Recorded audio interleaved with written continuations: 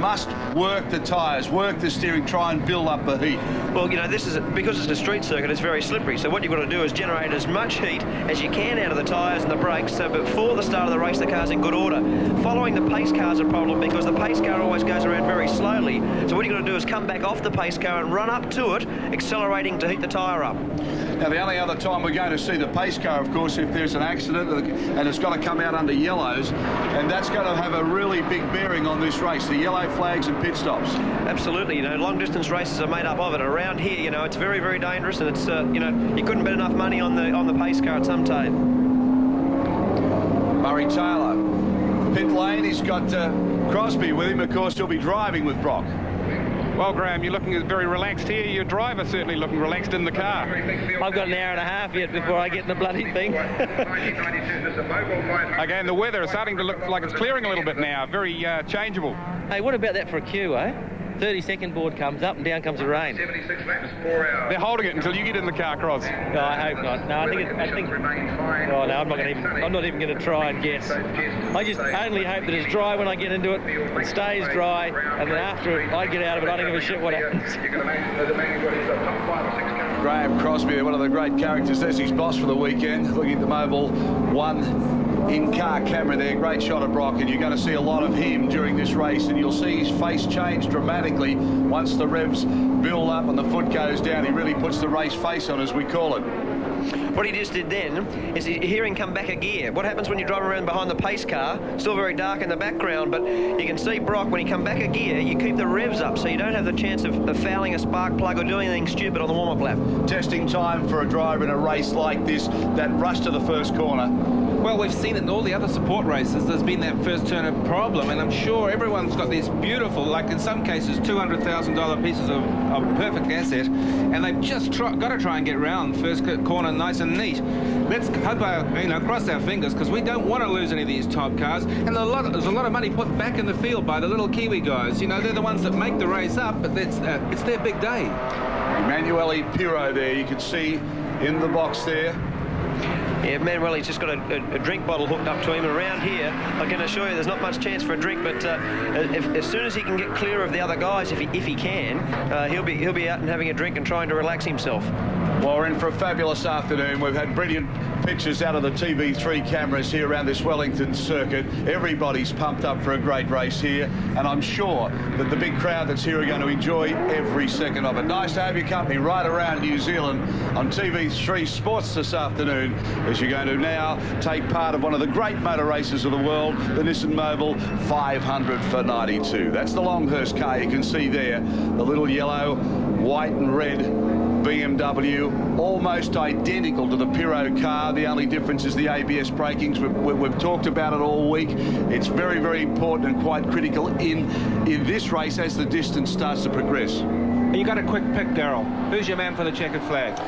Well, I've got a feeling that Longhurst really wants to win this race. I've never seen Brock so pumped up for a long time. Johnson's going to be there, but I mean, it really is hard to go against the Germans at the moment, the German team. Got to be hard to beat, haven't they? But, the mathematics of it is 4 in a row, 5 in a row is almost impossible, isn't it? So, in 4 hours we'll tell, but, I can't see the Pirro guys, being beaten, but, it's a good driver combination too, mate, isn't it? Well, that's the big key too, that Winkelhock, of course, can go as quick as Pirro, and they can do that all afternoon. Some of the pairings aren't quite that well matched up. Johnny Bow and Dick Johnson are that well matched up, and they will be able to be consistent too. Graham Crosby, it's a big ask for him to go as quick as Brock. That won't happen. And of course, young Paul Morris is going to suffer the same problem with Tony Longhurst. And Michael Preston in there with Paul Radisich hasn't probably had the mileage. I understand he'll pick his pace during the meeting and probably will match Paul's times by the end of the day. But the second driver role is crucial, isn't it? Oh, absolutely. As we've said, there's probably 2 real good driver combinations out there. There's a lot of guys that haven't done a lot of miles, and they'll need to really press on if they're going to win this race. Well, Radishes, there's the car that we're not talked about too much, this Ford Sierra. As we said, it's at the end of its development life now, but it's a very strong motor car. absolutely. Like, it's a car that through the season in Australia has been very, very competitive. John Bauer's been on pole position numerous times, and you know, Paul Radisich has done a good job so far this week. Don't forget the production cars too. There's the Australian V8 Falcon having its first race with ABS braking here. Malrose's car, that's been extremely quick, and it hasn't been that far off the money on the V8s. In fact, as a production car, it is quicker than the production V8. It's the fastest car Ford have developed since the famous GTHO Phase 1, 2 and 3. So that's a car that's worth looking at. And of course, New Zealand has a good lineup in this division. Big lineup of Commodores, Falcons, all against, of course, the production six-cylinder car from Australia, Melrose, the Group N cars. But this is the time where they're really, those hearts are thumping now. If you can really put a heart meter on, I'm sure you're up on 200. Now, you're riding on board with Dick Johnson. This information that's coming out of this car, Mark, is going to be very interesting throughout the race. We might just run through for the people right around New Zealand what they're looking at here. It's like a dashboard of their own car, really. OK, Darryl, on the left-hand side of the screen is your rev counter multiplied by 1,000, so it's 3,600 revs at the moment. In the middle of your screen is the speedometer, which is showing sort of 48 or 49 kilometres per hour. To the top right-hand side of your screen, in the middle is a gear change point, and the brake sign there is when it lights up in red is when Dick's on the brakes, so it'll be great throughout the race. And never mind about the weather, another shower coming any minute, and here it's starting to run down here now. Well, can you believe this? It's been dry all day long, and all of a sudden the Wellington weather, as fickle as it may be, and I apologise to people who live here, but it can change so quickly. It's absolutely belting down at the moment. Well, just to bring you up to date with that thing about wet tyres won't come on until it's literally pouring with rain and if it's flooded. But certainly at this stage, we'll watch for the red light, get ready for the red to green. Rolling start for the Nissan Mobil 500. Well, we're in anticipation here. I'm not quite sure what's going to happen here because the rain belting down. Remember, these cars are on slicks. They're coming into the pits. There's no doubt about it. They'll go on to wets, and that's a wise move. Congratulations to the organisers. It would have been silly. No, hang on, they're not. They're not. I take it back. Revs are starting to build up now. Watch for the green. The Nissan Mobil 500 for 92 is all go in the rain. Anything can happen here. Believe you me. Pirro gets down there. Longhurst is there. Radisich is there. He's got the traction down already. Brock's in the pits. He's gone in for wets straight away. All happening here in Wellington. Drama galore. I can't believe it because Brock went in before the start of the race. He comes straight in to get the wets. That's a big move, and I think he's on the right thing. OK, David Austin. There's no way you can drive a big car around here on slicks. The rain is coming down in buckets. Brock is leaving the pits at this moment. We'll catch him on pictures soon.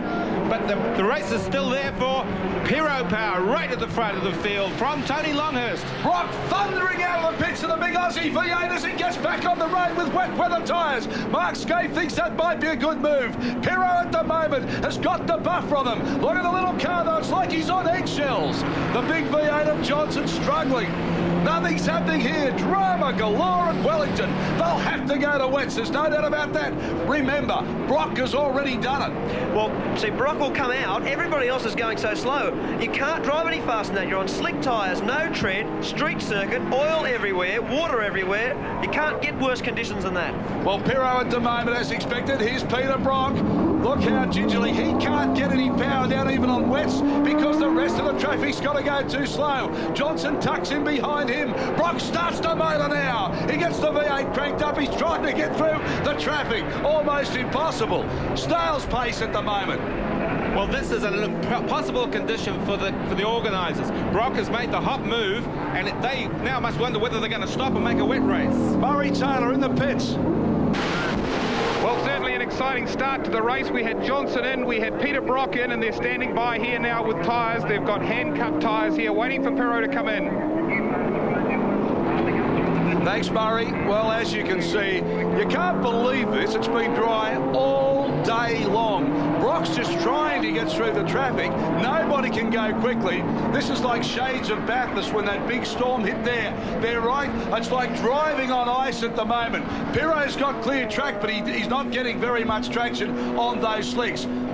Longhurst right up behind him. He's closed that gap a little bit. They'll obviously dive into the pits. I'll make a go and say the rain is easing, so this is the time for those brain boxes down there in pit road. They've got to decide, can Pirro hold up and stand up this glass-like track and hope that the wind will dry it out? He's really losing grip under these conditions. Oh, you can see the attitude of the car at the moment. Well, I think you're right, it has eased, and there is wind around. Maybe a dry line had come. Maybe the gamble that Brock took was the wrong one. Look at Brock, though. Brock powering down. He's getting more traction than anybody. He should really get up with Pirro now that he's through the traffic. Well, you'd rather drive a little bim around these streets with this sort of track and this sort of tyre grooves and lack of grooves, a slick tyre. At least with Pirro's experience, you can see odd spots of dryness already. Look at those little areas where the tyres have squeegeed away the water. That's the gap between 1 and 2. Longhurst there. Paul Radis is coming up in the Sierra. Or that's the big Falcon of Melrose, I think. What the dangerous part of this now is, Darryl, because Brock's on slicks, on wets, he's got a lot of grip. The other cars have got none. So when you go to pass them, no one's under control. And as you can see, the damage on the back of Brock's car there is because somebody else has run into the back of him. Yeah, there's panel damage there. Well, Brock at the moment running in 7th position. This is John Sachs in the pits. He's already had an off. He's gone off and he's dinged the guard. You can see him ripping the panels off. At least it's not as big as last year's one. At least he's had it at the front of the race. He may have hit Brock because it's it's got a lot of damage on the back on the front of it. He might just not like Australians. It shouldn't be a problem to the organisers. That bumper isn't dangerous, and we hope that those men don't get that black flag out. Bring our race hero in. Murray Taylor in the pits with John Sachs. John, what happened? Just coming through the bend, just got a little nudge going into the bend, but don't think that is the main problem. We just think got a little bit of aquaplane coming into the back straight. Just getting a bit wide, going very slow. Oh, just a little wee tap from behind going into it, which put me a bit off balance, but... you know who it was? No, there's a couple of cars that got slightly out of shape there, but should have been able to catch it, but this track was that greasy, only doing very slow, but we'll try and get it fixed. Peter Brock on the wet weather tyres now, starting to make some ground up. He's back in 7th position. Dick Johnson was right in behind him. Yeah, at this point there now, Brock has already done, he's 10 seconds a lap faster than Pirro's last lap. Pirro did a 59 and Brock did a 48, so unbelievably quick. But David, that bumper, that spoiler, the rear spoiler, flapping around like that, I wouldn't mind betting they'll call him in to tape it up. Well, I hope not, because I really don't think it's a condition that's going to cause danger, but it'll lose him so much advantage. All that hard work put in at the start, putting those wet tyres on, it could just break off the corner. It's levering enough at the moment, it just could break off. So Peter Brock, 10 seconds quicker, and here we go with the top run-on places for you. Well, I'm not quite sure. That's it. David Pennington, Pirro Wilkelhock, Longhurst Morris, Rosen Larkham, Brock and Crosby, Johnston Bow, Max Sodley. Stay with us, New Zealand.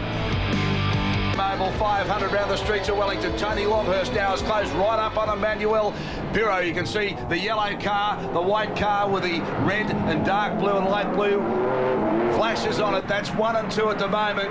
Longhurst really has come through the traffic very, very well indeed. We'll be talking to the Brock pit crew in just a moment to see if he did make the right decision, because at the moment the storm has gone away, the wind is blowing pretty hard here, and these cars will get a dry racing line very, very quickly. Yeah, these sorts of decisions are very, very difficult at any time, but Tony Longhurst and Emmanuel Pirro decide to stay out there, and obviously at this point the two of them are racing so hard against each other. They've come up with a lap traffic and it's difficult conditions. David, already you can see that dry line coming up. You can actually see a racing line as Longhurst now has another look. It's a straight dry race now, I'm afraid. You can see the air's gone so much lighter. There's no rain around, so I'm afraid Brocky's made the wrong decision at this point anyway. But this is the race for the lead, and this is what we've all been talking about all weekend.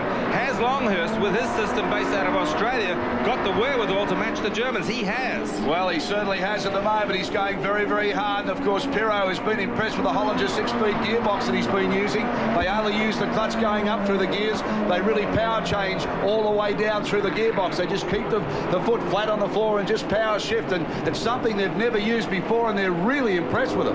Tyre compounds, Mark. You were talking to the Yokohama people before. Are they different from car to car? We know they're both using Yokos. Yeah, they were starting. The Yokohama race cam just showing Pirro's car, and Pirro is on what they call a 51, and Tony Longhurst on a 37. So yes, they're definitely two different tyres. Murray Taylor at the Brock pit. Well, Graham Brown, that was a dramatic start to the race. Has he made the right call? Yeah, I still believe we have made the right call. The tyres we fitted in the pit stop were an intermediate cut tyre. They're actually our race compound slick with a few grooves cut into them. I'm quite confident that that tyre could probably still get us to our first scheduled pit stop. Graham, the rear bumper's hanging loose. Is that a drama? It doesn't look a drama from what we can see with the car going by here. It is loose, but it doesn't look like it's causing any problem or becoming any worse. The track is drying out. How long will these tyres last compared to ordinary slicks? I'm still hoping, it is a little bit of a gamble, but I'm reasonably confident I can get to 45 laps with these tyres. Thank you, Graham. Well, there you have it from Graham Brown, the manager of the Brock team down there. He's confident that this car, well, I don't know if he's that confident, but he's saying maybe 45 laps. So the gamble may not have been as bad as we think. Yeah, well, you know, I was sympathising with Peter, because if I was in that race, I would have been straight in. It looked to me like it was going to keep racing and keep raining. If it stayed in those conditions, the man would have been leading right now. And, you know, Wellington weather, how do you pick it? Obviously, it's become much drier, and the BMWs have made the right choice. So looking at Brock's Mobil 05 car at the moment, weaving his way through the traffic, and that's the headache. They've caught up with the slower cars already, and he doesn't want to get off the dry line onto the wet weather line, because otherwise, as Mark explained, he's got control because of the rubber he's got, but the other cars haven't. Great shots there with the Mobil 1 race cam on the rear wing of the 92 Chevy powered Commodore. Look, that's the rearward shot. No, sorry, obviously forward shot, but still with the Mobil 1 cam. Great pictures. 0.07 of a second is the difference between Pirro and Longhurst. Nothing in at the moment, but you're looking out of the windscreen of the Brock car now as he takes around the streets of Wellington. Dick Johnson just leaving pit lane, blasting his way back out onto the circuit now. So Johnson's been in. He's done a change. So the V8s are in a bit of trouble. The BMWs took the gamble on the weather at the moment. That's paid off for them. Dick Johnson, there he is, back on the track again, and you can definitely see that dry line now. This is a beautifully prepared motor car, brand spanking new, almost out of the box, but it's been a surprise and going very well indeed. It's got a bit of damage on the front there, right at the front of the car, on the Dunlop side of the car. He's running the back of somebody in those early laps, I'm sure, and, you know, those early laps with that slow traffic, bad news. That might have been John Sachs being helped off, who knows? But the car immediately behind Dick Johnson is, of course, the very famous or infamous crash of practice, which was repaired. This is the Bob Jones Holden Commodore, and it was repaired overnight or over weekend by a bunch of apprentices or trainee boys from Wellington Polytech. They did a wonderful job, worked 40 hours non-stop, did everything right down to the sign writing, got him back in the race. Well, he told me, you know, that had that been back in Australia, he would have put it in the truck and just locked it up for the weekend, and he was quite convinced it couldn't race over the weekend, and the Wellington Polytech boys have done a fantastic job. Longhurst has gone through to the front while we're looking at the Jones car there. Jones, we just noticed that they've come past here, so let's have a look. Here's Johnson now. This is the information coming out of the car. You can see as that little brake light comes on, he's just tapping the brakes there. That's the gear that he's in. And you can see the telemetry that's coming out of that, rev-wise, speed-wise. What's the speedo? Just flick around underneath there. You can see it going from 180... back through 160, you can't keep up with it, it's going so quickly. The car accelerating, de-accelerating under brakes, back into first gear now. This is fantastic stuff here out of the Johnson Falcon. Yes, Murray Taylor down there with the Johnson team manager. He's looking at the Falcon at the moment. He's doing a really good job, and what's that? Yep, no problem. I just thought it had a little engine flutter, but the engine sounds fantastic this part of the race. I love these 4 V8s. I mean, Ross Stone. Murray Taylor. Yeah, Ross Stone, a busy time for you in the early laps of the race. You've had both cars in. Yeah, we've had them in for wet tyres for a start. Then we put them back on dry tyres. It's a strategy we decided early on because our our rubber, rain and dry tyres are both so hard all year. There's very little grip if it gets damp on our slicks. Well, it's certainly a busy start to the race for you. Yeah, it is a busy start, but it's a long day around here. It's a very hard race. Handful running 2 cars. Oh, no, it's pretty good. We've got a really good crew. Makes it easy for you. Good Kiwi crew. Oh, some of them anyway. Well, maybe the race will settle down now. Yeah, I hope so. It looks like the weather's a bit more settled now, and we can get into a bit of a groove and to see how things shape up. The technology today, look at that, you're sitting in your lounge room right around New Zealand and you're watching what Dick Johnson's watching. You can see what's on his dashboard, you can see the traffic he's trying to get round, weaving around. This is a very, very big motor car, lots of horsepower, lots of down, low torque. He's got to make the car work, but he can't really go overboard, otherwise he gets too much wheel spin and all that horsepower goes wrong. Johnson. Aggressive. We like Johnson in a mood like this as he comes up through the traffic now, round the Coca-Cola hairpin. Watch him boot the power down now. The big yellow and blue Shell Ford Falcon, brand new. You're looking at the future of Australian touring car racing with that and, of course, the Brock car. Now he weaves his way through the traffic. Pirro Winkelhock, Longhurst Morris, Brock and Crosby, Rose and Larkham. Great performance from car 44. That's a production car. Scott and Murphy, Radisich and Preston. Back shortly, New Zealand. Stay with us.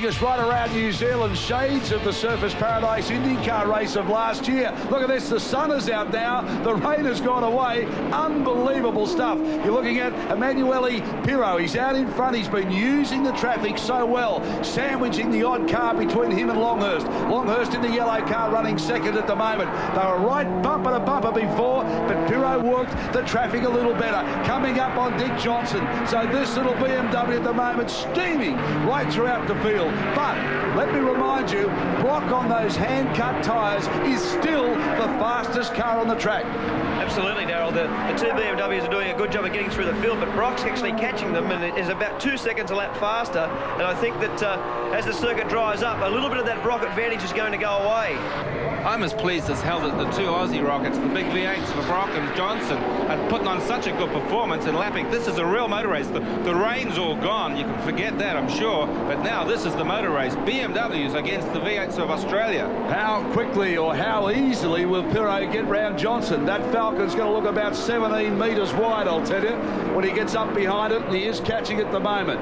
Pirro under 1:30, so already now the times are starting to fall down. Yeah, you can see around the circuit there now, mate. All the dark patches, the water's gone, and especially where the guys are driving, the only time you get yourself into strife is when you're up the inside of somebody else and the water's still there. So Pirro now closing, stalking Johnson as he makes his way around the streets of Wellington. And in the background, that's the difference between first and second. That's Tony Longhurst, you can see in the yellow car. There's Johnson in the yellow and blue Ford Falcon. He's got some traffic in between him and Pirro. You're riding with Yokohama race cam here with Emanuele Pirro. You'll see Johnson come into view shortly. Watch him work the traffic. Watch the little BMW get the power down. He'll work the gearbox, work the rev range, get those tyres ready, and watch car. Straight past he goes. Beautiful little packages, and doesn't he drive it well too? There he is, looking outside. You're just looking from the other side out. Fantastic pictures here, courtesy, of course, of TV3. That's Johnson. Pirro closes. You can see Longhurst behind. He's still got to get past the traffic.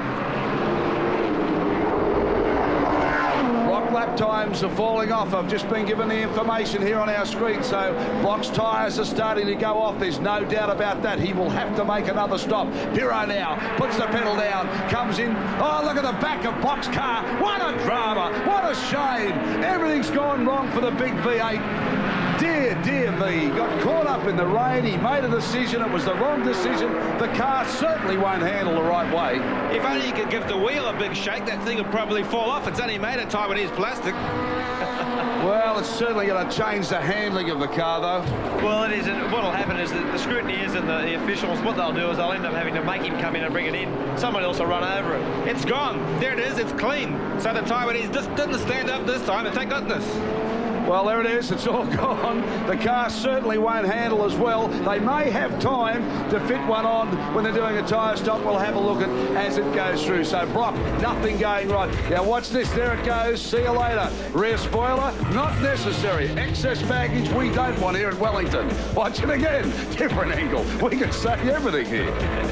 That's actually good for Brock because obviously the first tyre choice was an unlucky choice. This one now, I thought he was going to have to come in again. And, you know, he's got away with it. I hope they don't weigh him at the end. If he was running a bit light, he'd be a bit under the weight. Throughout the afternoon, we'll be talking to Peter Brock and Dick Johnson. We'll let the race settle down a little at the moment. But look at Pirro now. Pirro looking out through his windscreen. That's the big Ford you can see. So right up there with Johnson is Emanuele Pirro. And through the inside he goes, a little BMW. Oh, so easy. Does it so easy. Well, I don't know where he is in the pace of the race at the moment, Dick Johnson, but we know he's been in the pits for at least 2 stops. Would you figure he's a lap down or maybe 2? In fact, our officials are telling us a bit more than that, but hey, what a race anyway. The BMWs, they're the masters of these streets. They just know how to do it. That ABS braking on that little car is fantastic. You watch it go up the inside of, yeah, like, here's Dick Johnson's car. It's 1,350 kilos. A little BMW is 960. The ABS braking, no problem. The Oval replay shows it very clearly.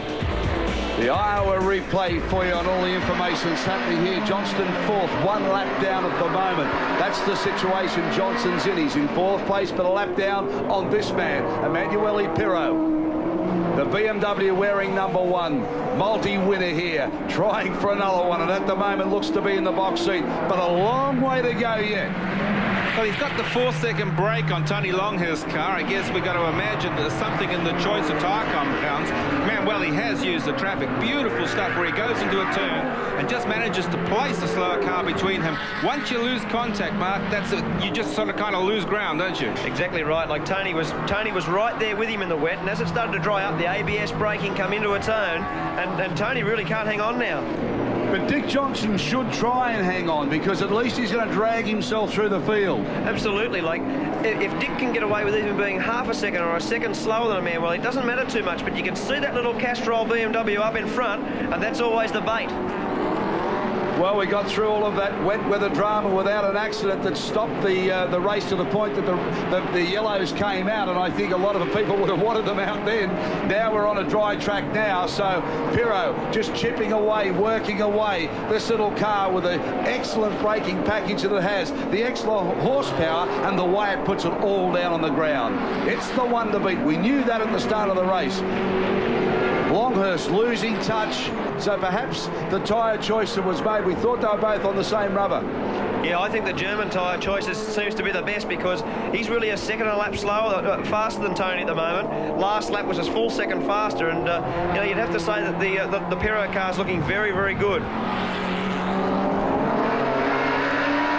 Emanuele Pirro, there he is, the face of the man leading this great race, the Nissan Mobil 500 here around the streets of Wellington. This is him at work. Watch the eyes, watch the concentration. Ride with him, New Zealand. Champion driver. He's done it in Formula 1, he's done it in sports cars, and he's doing it here this afternoon. There's the top racers as they stand now. Pirro, Winkelhock. You're looking at Pirro there. Longhurst and Morris, Brock and Crosby, Johnson and Bow, Radishes and Preston, and Scott and Mercy. Stay with us, New Zealand, back shortly.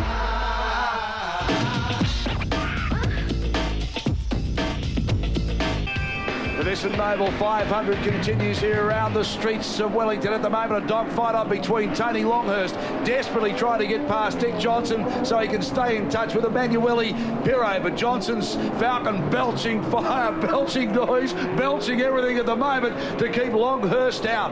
A dogfight going on here. Dick's trying to hold his place. Longhurst now will try and slingshot up on the inside. Hasn't got the power, though. The legs of the big V8 start to work there. Now the little BMW closes up behind him. Johnson hard at work in a brand new motor car that just had the most horrible start to this race. Look at Longhurst. He's got to get past this car to stay in touch. Watch him now, come down on the outside, does so, rounds him up, tries to get the momentum through the corner. Johnson holds his line and shuts the door. Johnson doing a great job in the big car. And how big is this car when you're trying to get round it? It's pretty wide at the moment for Tony because you know, you can see Dick in the straight line parts is going very, very well, but in the corners and under brakes, the little BMW is a great car, and obviously he's harassing him. It's not a fair go, I really think, under these conditions. He's a lap down. Maybe he should make it a bit easier for Tony. But hey, they're both street fighters and they both want to win a race. It's only a first part. Dick Johnson, no way in the world he'll let him go through easy, believe you me. Yeah, he won't.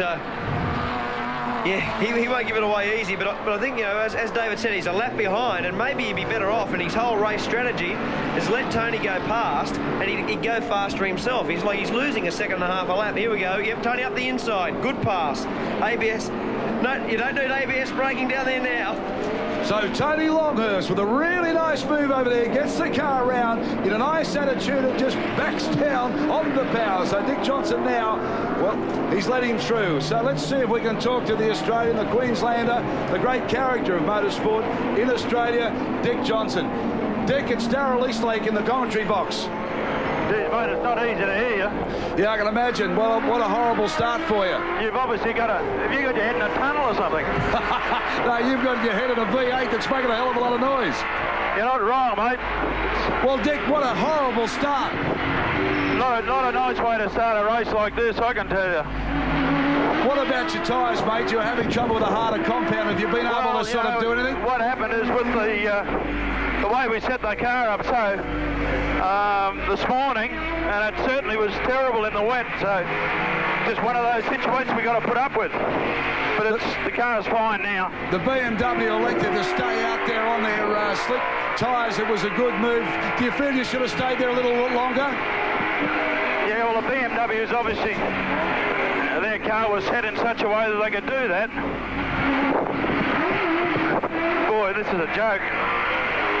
We'll leave you to it, Dick. All right, Darryl.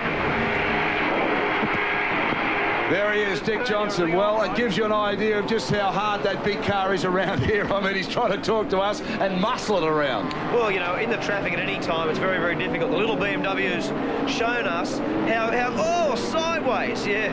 DJ just on the throttle very early. He's using first gear down there, and the cars have got 530, 540 horsepower and just burst into wheel spin. But basically, as we saw, the BMW's been very good in the traffic. The Falcon now has approaches the same traffic the BMs have just been through, and it's very, very difficult for them. And have a look who's coming up behind him too. I mean, they leased the car off Tricky Dicky over the weekend.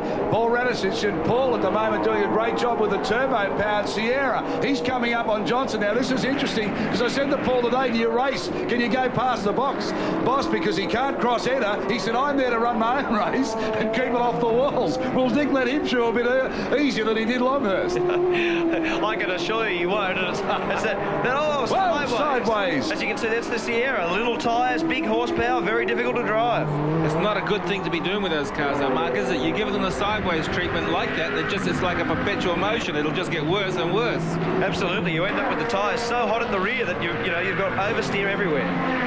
Well, there's so many races going on within this major race. It's quite amazing. Peter Brock at the moment is leading the Group A cars as such. They're the new regulation cars that will run in the Australian Touring Car Championship next year. But that's no consolation at the moment. He want to be snapping on the heels of the BMW, but that start just got it all wrong. And, of course, that panel damage around here will make some difference. Probably not for 4 or 5 laps, but over so many hours and kilometres, it will make a difference. Absolutely. It's a long, long day, and little mistakes make a big difference to your time. So there you go, the streets of Wellington starting to get littered with some dead cars here as we look at the top runners for you. Pyrrha Wilcock, Longhurst and Morris, Brock and Crosby, they're the top 3. We'll be back shortly.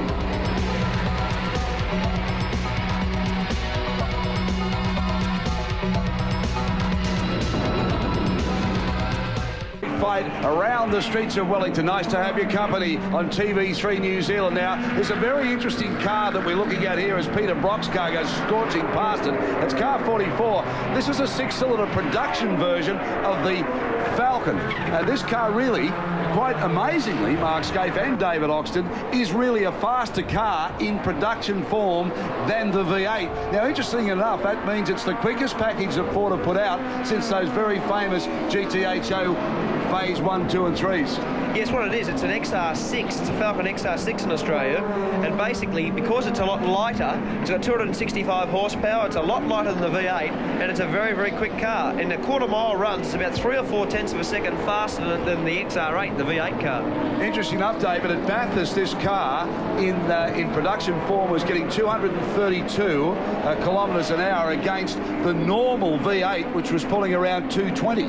Well, your production series, I understand, allows only 6-cylinder cars, or has done this year, and this car was the one that cleaned up that series. Melrose decided to see how it went. He's picked up a few of the perks that we are allowed to run in our Group N series over here. Came over here, and he's doing a good job. He spent $7,000 on the front brakes. He's actually put a Harrop ABS braking system on it, and he's quite confident that the car will hold up under brakes the whole distance. Of course, he's still got to brake earlier, but it's so much heavier than the normal car. So, you know, he really needs to boost those brakes up. Under normal conditions, 4 or 5 laps around here, he'd be out of brakes.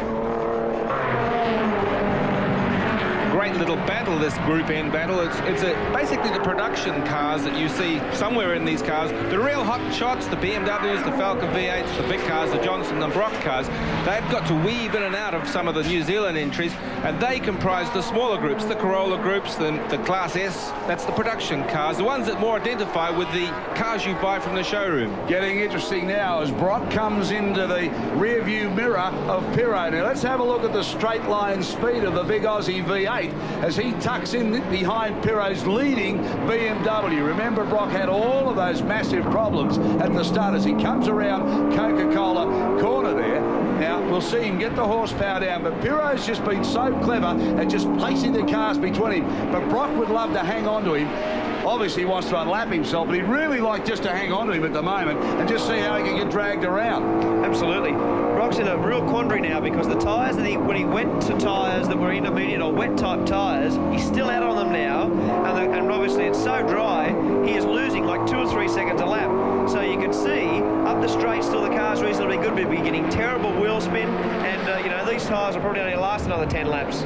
Great sound of the big V8, doesn't it? Sound as good as he works the gearbox. That's what the people queue up at Wellington to come and see, Darryl. It's the V8 stuff. I mean, the Chevy in this car might be a bit out of it compared with the guys that really love the Aussie V8, but still, it's that bent 8 that they come to here. And of course, really, I guess he's got to have an incident to make his race look better. At this moment, he's losing ground to the BMs, and well, pace car will be the thing that we look for. We know Wellington throws some rain at us. We know that it throws lots of crashes at us.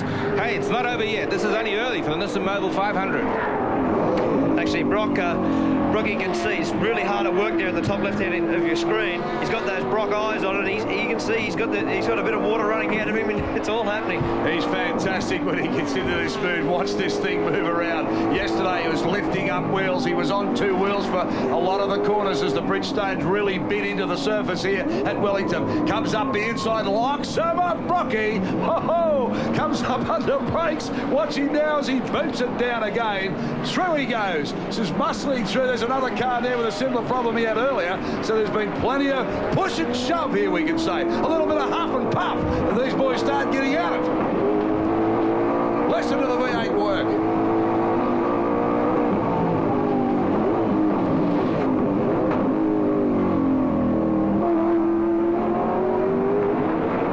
He's unbelievable, this boy, as he works the rev range here. 7,500 revs is the limit. Watch this as he locks up a tyre. You'll see the puff of smoke. There it is. Not the right thing to be doing, Mark. Actually, you know what that is more than anything? It's exactly the tyres that you're on. Not when you've got those sorts of tyres on. See how sideways on the exit of the corner he was. You end up that you've got no grip anywhere. You've got lost grip on the exit of the corner, through the corners, and going into the corner under brakes. I mean, it's difficult enough without that problem. I would think though that probably Brocky is trying to look at the driver in the car ahead and saying, "Has he seen me? Has he seen me?" No, he hasn't. Absolutely.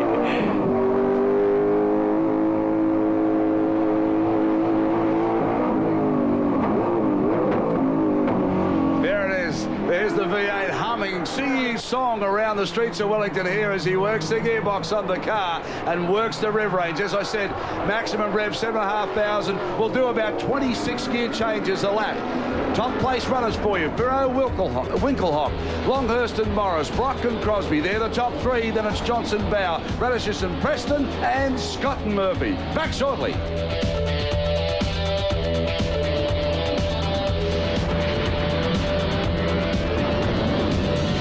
Because the drama here for the Australian V8s just continues. Dick Johnson rolling into the pits. He's got a wheel that's gone bad. Mark Skate, they are brand new wheels. Is that the problem, do you think? Well, it's a new wheel they've had designed in Adelaide and South Australia, and it's always, you know, when the wheels do come off, there's always a lot of damage. You can see the guys inspecting it there, and, you know, I'd have to say there's probably a taper problem or a wheel nut problem that's let the wheel come off.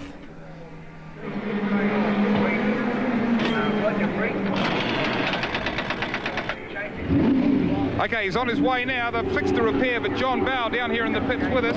John, what was the problem? I don't know. I think it had a flat tyre. I don't know. He was laying down on the right-hand side, so I assume it had a flat tyre. Okay, well, okay, was this Ross Stone? Was that a problem with the new wheels that you're running? No, I don't think so. We're just going to have a look at it. We'll sort it out in a few minutes. Okay, well, a little bit of confusion down here, but Dick Johnson back into the race again. Well, here we see it's let go there. That's a replay of what's happened. Flat tyre, no doubt about it. Probably picked up some debris around the circuit. There's so much debris laying around, bits of fiberglass, Kevlar, bits of metal everywhere, so it's picked up something there, and it's just gone down so quickly. Well, gee whiz, I mean, the V8 challenge is really starting to evaporate now. They've had so much trouble. But Mark, something like that, can that damage a suspension, even just a flat tyre like that? Well, absolutely. So the cars are so low now, Darryl, that you end up that when a wheel goes loose, everything drags on the ground. You have dramas. The wheels end up being carved away by the tar. The brakes are damaged. There's so much damage that can happen from those things. You know, both cars now, Brock and Johnson, have had bad luck. And when you look at the Johnson car, it's one of the lowest I've ever seen. Well, that's it. You can see as soon as the tyre went down, we lost about 3 inches of ride height, and immediately the suspension starts to rub on the road. It gives the drivers a big scare because they can hear all the bits rubbing and they think it's fallen off.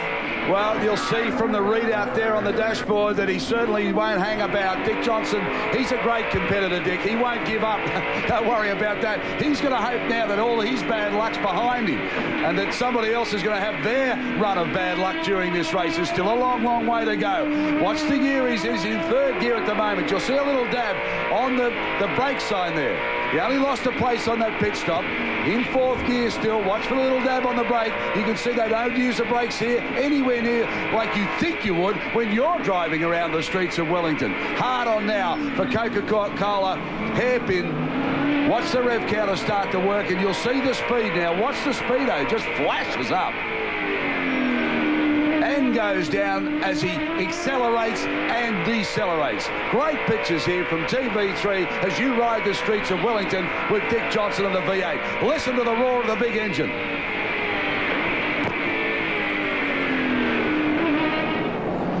Marvellous sound, and that's the sound that the Australian and New Zealand motor fans love to hear. And Mark Skaife, you'll be driving a V8 next year. Yeah, they'll be great cars to drive. I'm really looking forward to having a run around here and the Australian Touring Car Championship.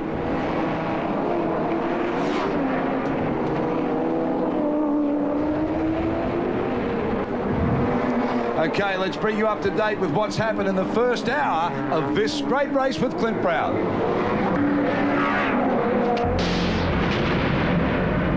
Thanks, Darryl. What a dramatic start to Street Race Sunday after the first hour of the 1992 Nissan Mobil 500. And let's take a look back at the highlights. And, of course, it got off to a very dramatic start. What started off as a dry race suddenly became a wet start. Revs are starting to build up now. Watch for the green. The Nissan Mobil 500 for 92 is all go in the rain. Anything can happen here. Believe you me. Pirro gets down there. Longhurst is there. Radishes is there. He's got the traction down already. Brock's in the pits. He's gone in for wet straight away. All happening here in Wellington. Drama galore. I can't believe it because Brock went in before the start of the race. He comes straight in to get the wets. That's a big move, and I think he's on the right thing. There's no way you can drive a big car around here Brock is leaving the pits at this moment. We'll catch him on pictures soon. But the race is still there for Hero Power right at the front of the field from Tony Longhurst. Brock thundering out of the pits of the big Aussie V8 as he gets back on the road with wet weather tyres. Mark Scaife thinks that might be a good move. What the dangerous part of this now is, Darryl, because Brock's on slicks, on wets, he's got a lot of grip. The other cars have got none. So when you go to pass them, no one's under control. And as you can see, the damage on the back of Brock's car there is because somebody else has run into the back of him. Yeah, there's panel damage there. Well, Brock at the moment running in 7th position. This is John Sachs in the pits. He's already had an off. He's gone off and he's dinged the guard. You can see him ripping the panels off. At least it's not as big as last year's one. At least he's at the front of the race. He may have hit Brock because it's it's got a lot of damage on the front of it. Yeah, at this point there now, Brock has already done. He's 10 seconds a lap faster than Perrot's last lap. Perrot did a 59 and Brock did a 48, so unbelievably quick. But David, that bumper, that spoiler, the rear spoiler, flapping around like that, I wouldn't mind betting they'll call him in to tape it up. Well, I hope not, because I really don't think it's a condition that's going to cause danger, but it'll lose him so much advantage. All that hard work put in at the start, putting those wet tyres on, it could just break off the corner. It's levering enough at the moment, it just could break off. What they'll do is they'll end up having to make him come in and bring it in. Somebody else will run over it. It's gone. There it is. It's clean. So the tyre just didn't stand up this time, and thank goodness. Well, there it is. It's all gone. The car certainly won't handle as well. They may have time to fit one on when they're doing a tyre stop. We'll have a look at as it goes through. So, Brock, nothing going right. Now, watch this. There it goes. See you later. Rear spoiler, not necessary. Excess baggage we don't want here at Wellington. Watch it again. Different angle. We can say everything here. That's actually good. Emanuele Pirro is still out in front, as you can see there, and he's just got this car now nicely balanced. He's gone through the drama. He's made those early laps and got through the traffic in a classic way, really, a European way. Lined it up and made sure he put the car exactly where he wanted it to be. So now he's got his rhythm back. Now he can just sit back and really just let the car do the work. And of course, he's got that advantage of the ABS braking. So when you think about it, everything is going right for him. But as we've said, don't you walk away too far, because anything can happen. They're the top 6 runners for you. We'll be back shortly.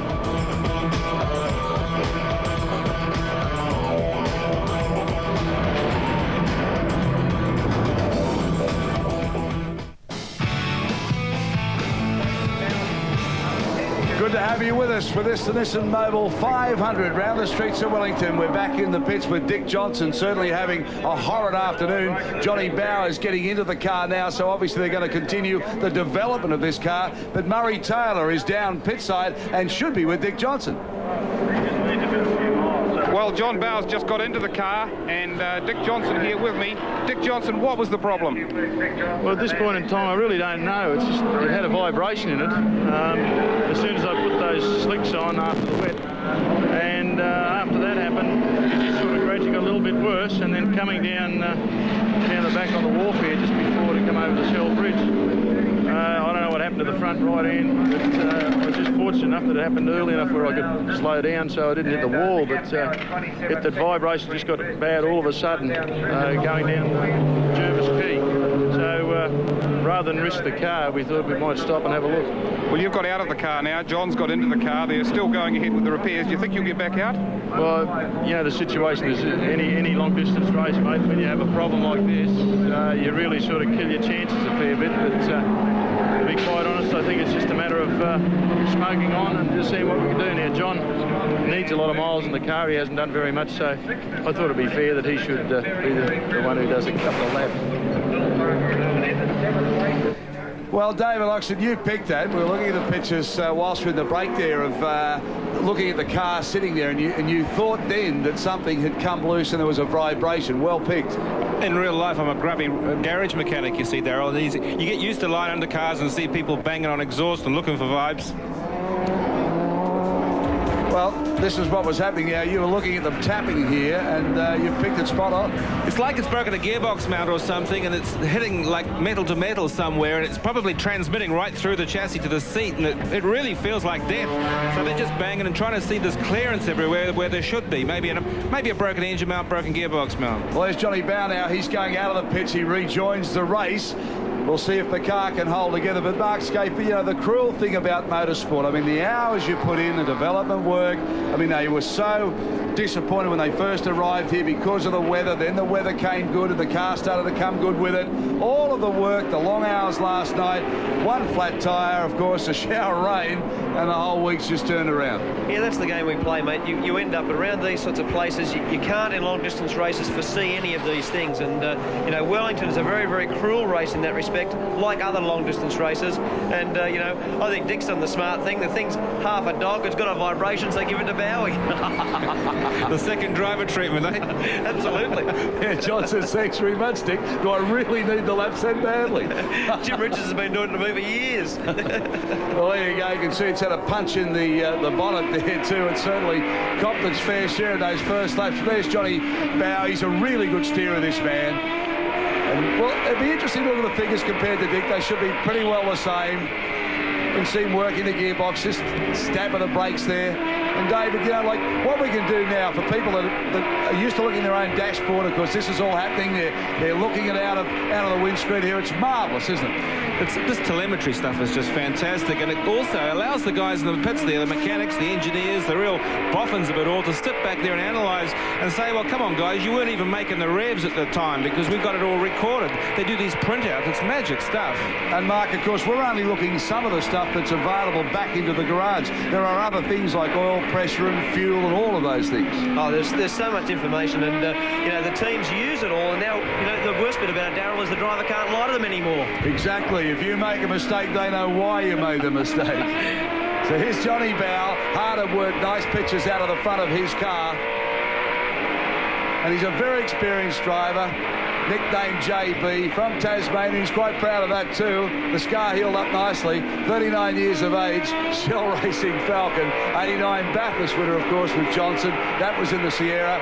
Puckahoe in the 500. And he's really done it all. There's not too much in Australian racing he hasn't achieved. He's, of course, driven the sports car so well, but he's the Tasmanian Sportsman of the Year. He won that in 89, and that was something he treasures very much.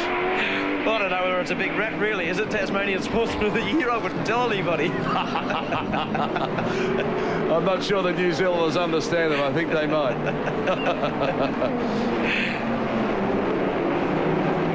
Paul Radisich is, of course, the big benefiter from all the early lap dramas because he's moved the little Shell Sierra up to 4th spot. And, of course, he's really getting to grips with this car this year. He's got through the wet practice, kept the car clean, and he was thinking, well, maybe we could benefit from the boss's demise, and maybe Brock will run into some tyre trouble. So look for a move on Brock. Brock is 3rd. He's not too far behind, though. Paul Radisich is probably at this point 20, maybe 25 seconds behind, and he's got the pace to take him up there to 3rd place. So good run. He'll be partnered later on by Michael Preston from Australia. We'll expect him to lose a couple of seconds a lap till he breaks in, but still a strong performance by the wee Shell Sierra. And, of course, this is the last appearance for the car in this configuration, these colours as a Group A car. So, you know, that's a bit hard for a team like Johnson's. They've developed over all the years. It's probably one of the best in the world. Oh, absolutely. When the Johnson team went and raced the best Sierras all around the world, they won everywhere. You can see the stats on the Sierra there now. It's an unbelievably quick little car. It's 1,150 kilos with sort of 600 horsepower at 7,500 revs. So what it is, it's like an Arnott's biscuit with an outboard on it with those little tyres. As soon as the tyres start to go off a little bit. An Arnott's biscuit with an outboard? You've been to the Dick Johnson School of Poems, I think. Now, we must go back to Peter Brock because we should be talking about the tyres that he's on at the moment. He came in, of course, and changed his rubber. Now, he's just elected to stay out there, and he's been told by Graham Brown, his pit manager, to stay out as long as he can. I expected around about 40 laps. But, Mark, he's losing something around 6 seconds a lap. Surely it would be better to come in and get rid of them. Well, what happens is you do a tyre stop, it takes 20 seconds. You probably lose 10 seconds either side of that, coming in and going out. So a 40-second stop, really, he's losing so much time now. I think that, you know, it's probably a smart thing for him to come in. Perro's just done the fastest time of the race at a 1:29.6, and you look at Brock doing 37, so that's 8 seconds last lap. You can't afford to lose that much time. Mobil 1 onboard camera giving you the pictures there of Peter Brock. Nowhere near the intensity we saw during qualifying yesterday afternoon. The eyes were like dinner plates then, and the face was just locked on. But now, of course, He realises he's had all these problems. He's trying to fight his way through traffic. He's trying to, he's coming into the pits. We can see now that he's saying, I want to come in. So that's the right decision to make. Now let's have a look at this stop. This is critical. We'll see how long it takes. Murray Taylor's down there, so he'll be talking to us about this, what sort of rubber they put on, how long they lose. Graham Crosby is there. Is Crosby? Yes, he is. He's getting in the car. So Graham Crosby into the car. Brock will be probably mentally fairly tired after that because he's had all of that drama to contend with, trying to get through the traffic. So it might be better he comes out, has a little spell, puts Graham into the car on good rubber. And Graham's done a marvellous job over qualifying. He only raced here last year. He hasn't really had a serious race since then. In fact, I said to him, when was the last big motor race you had? He said, down the Auckland Freeway going to work the other day. So Crosby getting in. He's a great character, the Kiwi, the former motorcycling champion. But he hasn't really lost too much in this car. He enjoys driving it. So Murray Taylor's with Peter Brock. We'll go pit side this time round. Well, Peter Brock's just in the pits now. They're just deciding what they're going to do about the rear wing. We're just trying to get a chat with Peter now. Peter, a frantic first spell for you. Well, it's popped the pinion seal there. I heard it getting a little noisy about 2 laps ago. So they just have to fiddle around and go until we get the diff to seal again. And press on, I guess. Okay, well, you lost the rear spoiler there. Was that affecting the handling? I don't really think so. I had wet weather tyres on, of course, and with wet weather tyres, I was trying to get through to the first scheduled stop. We calculated that it was probably quicker to keep going and lose time than to come in and, lose the 50 seconds in and out time. So that was the tactics. It didn't work out that well. Could you feel the tyres going away? Oh, the tyres never go that much grip because you had to be very careful, just squeezing the throttle down, that sort of thing, but that's life.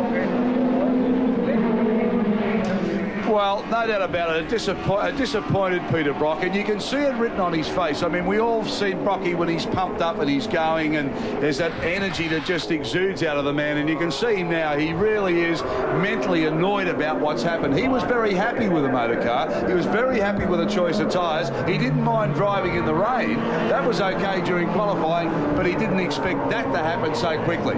Just to bring you up to date with what's happening, you lounge room lizards or whatever you are, the pinion seal is the thing that stops the oil leaking out of the diff. And literally, when the seal is leaking, which it obviously is, it's about the size of your fist and it's round and it just stops the oil from leaking out.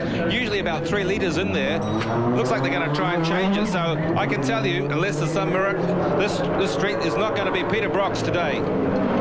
Well, you can see all the oil there on the track. Of course, that's in pit lane. It's not going to worry anybody else. They'll mop that up. But it's just such a shame. I mean, the high expectations he's had in enduro racing this year. Did the half shaft at Bathurst, and that's before he even got off the line. And here we are, the first lap. Of course, the race comes in, and once again, he's had the problems. Emanuele Pirro still leading this race and doing a great job in the BMW, just slicing his way through the traffic. But there's still a long way to go yet. Still a long, long way to go yet as this little BMW does its job so well round the streets of Wellington here. Stay with us, New Zealand. We'll be back very shortly.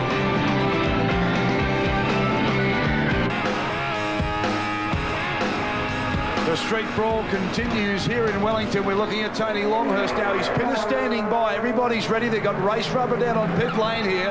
Murray Taylor's there. We're going to follow Tony Longhurst into the pits because at the moment he's losing quite a considerable amount of time each lap to the Pirro car. So his tyres are obviously gone right off.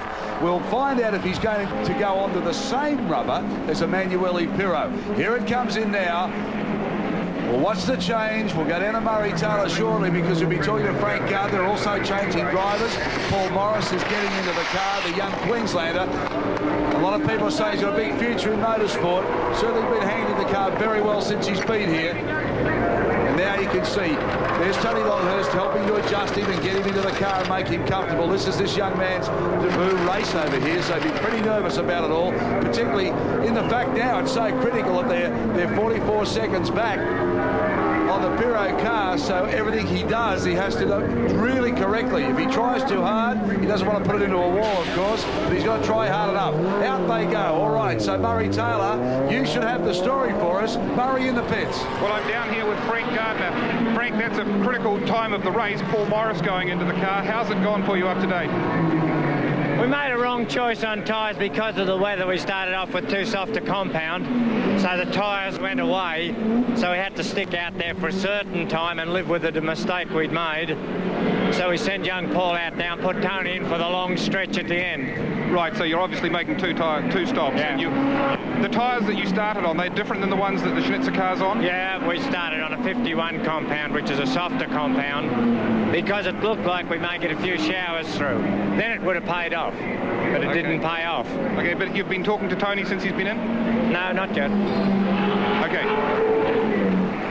So that's the situation now. The young Queenslander, Paul Morris, in the car or markets. It would be just a nightmare for him. He's running second. He's got to try and make up time now that he's on good rubber. He's got to play himself in or dial himself into the car. If he tries too hard before he gets any heat in the tyres, he's going to throw it into a wall somewhere. It's not the way you'd want to step in and start motor racing. Well, it's not a perfect scenario for you to boo here, is it? But, you know, you end up that the car is a good little car to drive. It's on new tyres. And, you know, Paul's done a pretty good job through the Touring Car Championship, so I don't think he should have too many problems.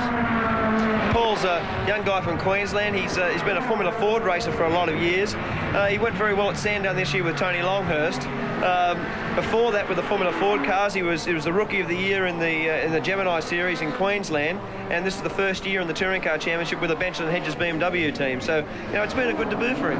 David, I guess he's a name that the Kiwis really don't associate with at this stage, but a lot of people got very big raps on him. Well, he's a young guy on the way up, and it's neat to see people like Frank Gardner blooding new people. I mean, Freddie Gibson, I know, did it to Mark, and out of that you get tomorrow's heroes, or today's heroes. So, yeah, great stuff. Well, Murray Taylor is still in pit lane. He's down at the Benson Hedges pit at the moment, and this time he's got the driver, Tony Longhurst. Tony Longhurst in for your first stop, and you're going back out again. Yeah, I'm going to do, Paul's going to do an hour 20, which is his third of the race, and then I'll just finish off the race. So my total time in the car will be about 2/3 race distance. So that's the maximum you're allowed to run? That's right. Now, Paul's run the other car in practice here. He's obviously learnt the circuit. Are you happy with the way his times have come down? Yeah, in practice he was down about 32, 33s. I was actually lapping slower than that those last couple of laps. We used a softer compound Yokohama tyre, a new one they're experimenting with, the T51. And I was certainly faster for the first dozen laps, but you know, the sun's come out, the track temperature's warmed up, so we've just got to run a slightly harder compound tyre. These Schnitzer cars are hard. Sorry? These Schnitzer cars are quick. Oh, well, they've got their act together. They race all the time. Very professional team, but you know, it's still 3 hours to go. Let's see how we are at the end of the day. It is a long race. Now Charlie Lamb said that they will be making just one stop, but as you say, anything can happen in a motor race. Yeah, well, if the pace car comes out, I don't think they've lapped us yet, even with our pit stop. So if we're on the lead lap, the pace car comes out, we'll be right back up on their tail again. Who knows? Tony, in those early laps, how was the traffic? Good. I'm being a little bit cautious. I must admit, every time I come through the chicane, it enters my mind how easily you can have an accident there. Yeah. And I'm being a little bit more cautious than what I would like, but I can't help that. Is there very much debris on the traffic? No, now then a bit of rubbish flies up on the screen, but as the rubber comes down, the Yokohama tyres work on the rubber, and it's not too bad. The guys have been very, very, very good out there. Well, the continuing drama of the Dick Johnson team here. John Bauer parked the car, so obviously that vibration, the problems they had has just come to a head, and he's actually parked the car. He's had a biff. He's had a biff. No doubt about that. Can you hear me, please? Well, Johnny Bauer, you can see there as we talked about debris on the track. I turned out into Cable Street, and something's broken the right-hand front and has just gone straight in, Ross. Well, there it is. That's from the man himself. Can you hear me? There's the tyre marks. You heard Johnny Bauer say something broke on the car. Now, here's a replay of the incident now. Something's broken. It's just gone straight into the wall. That was his message. Back to the pits. And that's a big hit. That's a heavy, heavy shunt. Oh, dear. Oh, dear.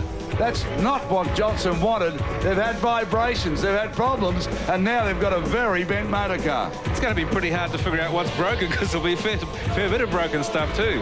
Yeah, like, you know, really, probably in lots of ways, you know, we've come over for a motor race and they wanted to keep the car running around, but it had a problem with the right-hand front, and that's what happens when you keep running cars where they've got problems. You know, Bowie's out there doing his best, and all of a sudden, it wouldn't matter who's in that car, Ayrton Senna would have crashed with that problem. Well, Mark, we made sort of lightheartedness of the fact that Dick said, you know, take the car for a run because it's not going so well. There's Dick Johnson now. Look at the look on his face. No, thanks very much. His first car, through really not going through the regulations in the way that they were read out originally, cost him something like 300,000 Australian dollars. And I'll tell you what, this one's not going to be much cheaper, the bill that he's got here. But what we made fun of the fact that he said to John, go and have a motor race. You said then, it's not the car that you really want to be driving. No, you know, like, when you have two problems in a row with the right-hand front, you know, you've always got to be a bit sceptical. And Bowie, I saw the times he was doing a good job. He's coming through the left-hander at Caver Street on the Iowa replay. You can see the car come into his side on the right-hand side of the screen. Whoa, straight into the... Oh, I'm glad I'm not sitting in that thing. Yeah, that's a big accident, David, isn't it? I'm just trying to figure out what it could be on the Iowa replay. Of course, we can't tell too much. It looks like he didn't steer. Let's see if we can pick a word with Dick, and maybe he can give us an idea. Well, Dick, not the result you wanted. Any idea what happened? No, as I said before, there was a vibration in the right-hand front. I don't know what it was, but obviously there's something that's broken. It's a bit unfortunate, but hopefully the car's not too badly damaged. Okay, well, maybe you're regretting sending it back out. Well, I'm buggered if I know. We've got to get the thing back here first, and this might be an opportunity, I hope, that we just can get it back so we can have a good look at it. In front of us, just below the broadcast box, we've got another accident happening here, and that was in the dry. That's Tony Oliver's car, and gee whiz, there's a lot of damage there, let me tell you too. So we talked about the carnage in the earlier races here around the streets of Wellington. This notorious racetrack is really having a big bearing on this field at the moment, David.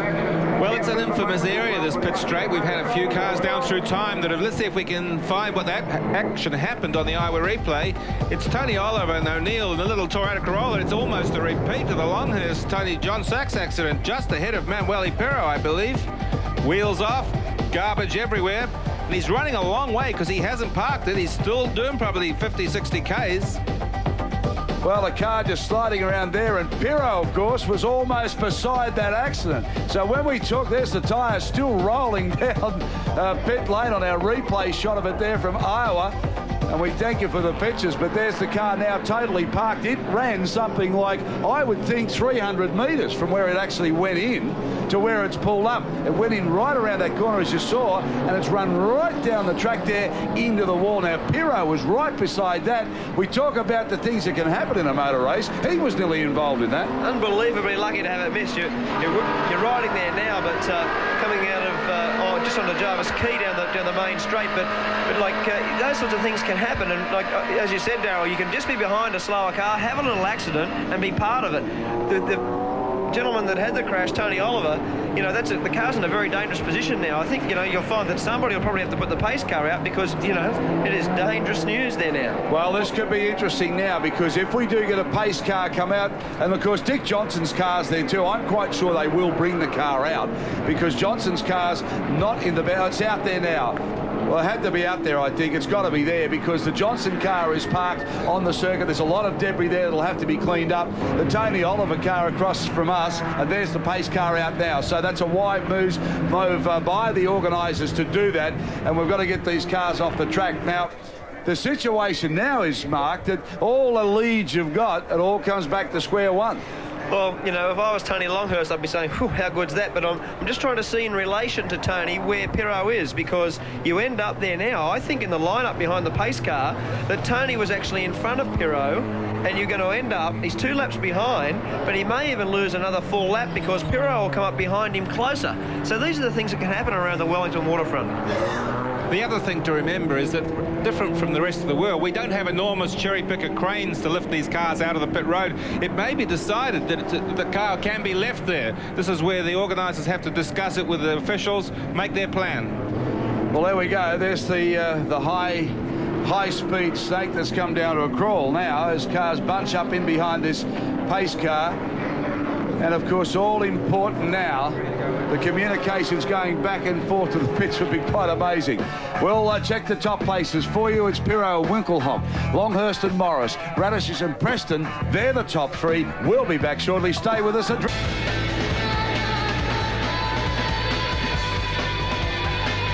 The streets of Wellington there, as you can see, this carnage, the debris, the wrecks are removed from the circuit. The marshals have done a very good job. They'll get out there quickly. As David Oxton said, you don't have the assistance here of the big crane, so they've got to manually come off. They want to do it as quickly as they can to get on with the racing, and they've done a marvellous job to get out there because there's been a lot. Now, have a look at this. This is how John Bow saw it through his windscreen. Something has broken in the car. Straight away, it just loses all control. Watch him hit the wall here. The car just keeps going. I'll get Mark Scaife and David Oxton to give you a comment on this, but watch the hit. It's a big one. Bang, slam, thank you, ma'am. End of the race from the Iowa replay there, and that was from Johnny Bow's view of that. Now, Pirro also, of course, was almost involved in another accident with that little car that came to grief in the straight, so we're going to have a look at that from his point of view. Again from Iowa, here we go, the replay. There's the accident happening in front of Pirro. Now, Pirro's got to look at that and think, I don't want to get involved with any of this. I don't want to hit any debris. I don't need a flat tyre. There's the car roaring along. Here comes the wheel coming back as Pirro goes past the accident. So, not a good time for both drivers. But now, looking at that from John Bow, what do you see out of that? Darryl, I don't think the car steered at all. I think he sort of turned left, the car went dead straight, and that's, so you look at that place there and you think, well, you know, it's only slow coming onto Cable Street. You're in second gear, you're probably going to third gear when he crashed, but I'll bet you when it hit the fence it was bloody hard. Just a thought, Darryl. The only thing I was thinking, new wheels made only last week. It's possible the wheel nuts come loose. That would generate a vibration, and it would lose his steering. Let's just see. He does a right turn there, no probs, and he's running the straight. He's probably on the right line now. He's turned in, he's apex, but he's lost everything now. Just absolutely no steering. So yeah, maybe steering arm, but yeah, bad news. Like, as I said, you don't think you're going that fast, but at that place there, you're probably still doing 130 k's or something, and you know, a pretty abrupt halt. Just shows the Wellington waterfront how unforgiving it is. That's a little reminiscent of Peter Brock's accident at the Adelaide Street Circuit, isn't it? I mean, it's almost the same situation. The clue is the vibration, though. It's got to be like a wheel bearing or a wheel flange or something to do with that. So, Murray Taylor at the moment is down with Paul Radishes in the pits. Paul, a lull in the proceedings, but your car's just been in with a problem. What was it? Lost all low-end turbo boost for the last 5 laps here. It was coming on at 6,500 and sort of going off at 7.5, so it was a bit of a nightmare to drive. Luckily, the yellow flags come out. Unfortunate for us, it happened to be Dick that hit the wall, but they've come and fixed it. I think we're still in third, so fingers crossed that we don't have any other troubles. Right, well, you were chasing pretty hard there in the early stages. Yeah, I got caught up to Dick again, and I hit a little bit hard under braking, just pushed a bit hard on the pedal. Must have been a little bit of oil on the line I was, and just spun straight around. Managed to sort of steer it straight backwards and not hit anything, so I was awfully lucky. Well, the car's been in. Mike Preston's in it now. Is this the sort of problem that can be fixed in the pits, or it does tend to be terminal? Mate, who knows, Murray? I mean, you've been around motor racing as long as I have, if not longer. Touch wood. Yeah, well, that's actually a steel drum, but anyway, touch wood. wood, steel, same thing. No, you just never know once you have a problem. But Michael, just keep out there, keep off the walls, and I'll get back in it again. You know, when you look at a race driver's eyes, you see a lot of things. We've talked about Brock's eyes getting so big and so bold when he races. You look at Paul's eyes there, you can really see the disappointment. You know, he was quietly confident as he came up into the commentary box to do an earlier stint as a commentator in one of the races prior to the big one today. And, you know, he said to me outside, I really enjoy the car around here. It's going really well. It's been developed to the nth degree. And you can just look at his eyes there and you can just see the disappointment that's there. And, you know, you can't hide that, can you? We've all, I guess, spelled it in different ways. You guys more so than I, but there's no way you can hide it. It is. It's bad news. You know, you come here expecting to go very well, and, you know, everybody's trying hard. The team's trying hard. You're trying hard. And those things just can't be helped. Cross there is obviously in the boss's car, going for a Sunday afternoon drive. He'd be itching to get his horsepower on the ground. He's just that sort of a guy. This car was tailor-made for Cross. He was in a a hairdryer car, a turbo car last year, and okay, he did the job, but he wasn't as happy as he is now. This one, I'm sure he'd love to stay in the ATCC next year and come and share it with you guys, Mark. Yeah, Cross did a couple of years, I think in 86 or 87, didn't he? He did do a bad job in the Commodore before. Livened the place up a bit. He did. The sheepdog was a worry, though. Now, we think that we're going to be under racing very, very shortly. Now, Mark and David, looking at the field as you look at it now, with the way that it's been lined up behind the pace car, because that's pretty critical. We're getting close to a start, I think, Darryl, but just to pick up... This is going to be the... No, in fact, we're going to go another yellow light lap or yellow flag lap. They're obviously just wanting to find out, well, clear the track, obviously, to make it perfectly clear of rubbish and cars. But this is going to be the year of the little cars, the pro cars, production cars. We've got Ed Lamont up there in 5th place in the number 8 Commodore, and that's got to be good news for production car lovers. We've also lost the Jones Billington car. That was the one we talked about that the Polytech people from Wellington here worked so long and hard for 2 days to get the car up and running. Unfortunately, it obviously still had a problem, but congratulations to Polytech for even getting it to the line, but unfortunately, out of business today.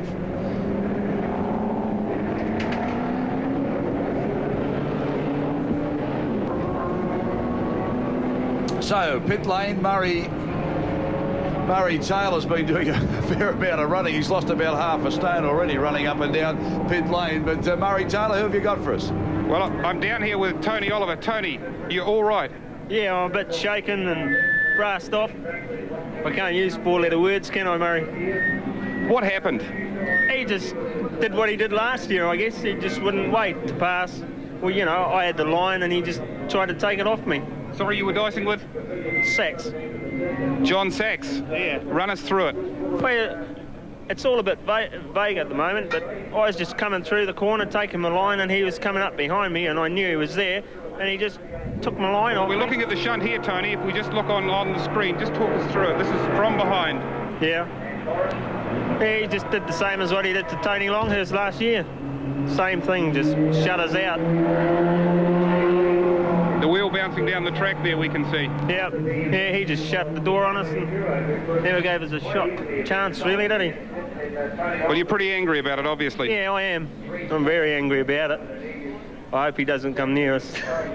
But we won't make idle threats. Well, a little bit of Beffo maybe here down pit lane, because a lot of the drivers are starting to show the wear and tear of this event, the Nissan Mobil 500 around Wellington. We've had it all here today. We've had rain, we've had sunshine, we've had pit stops, we've had crashes, we've had the lot.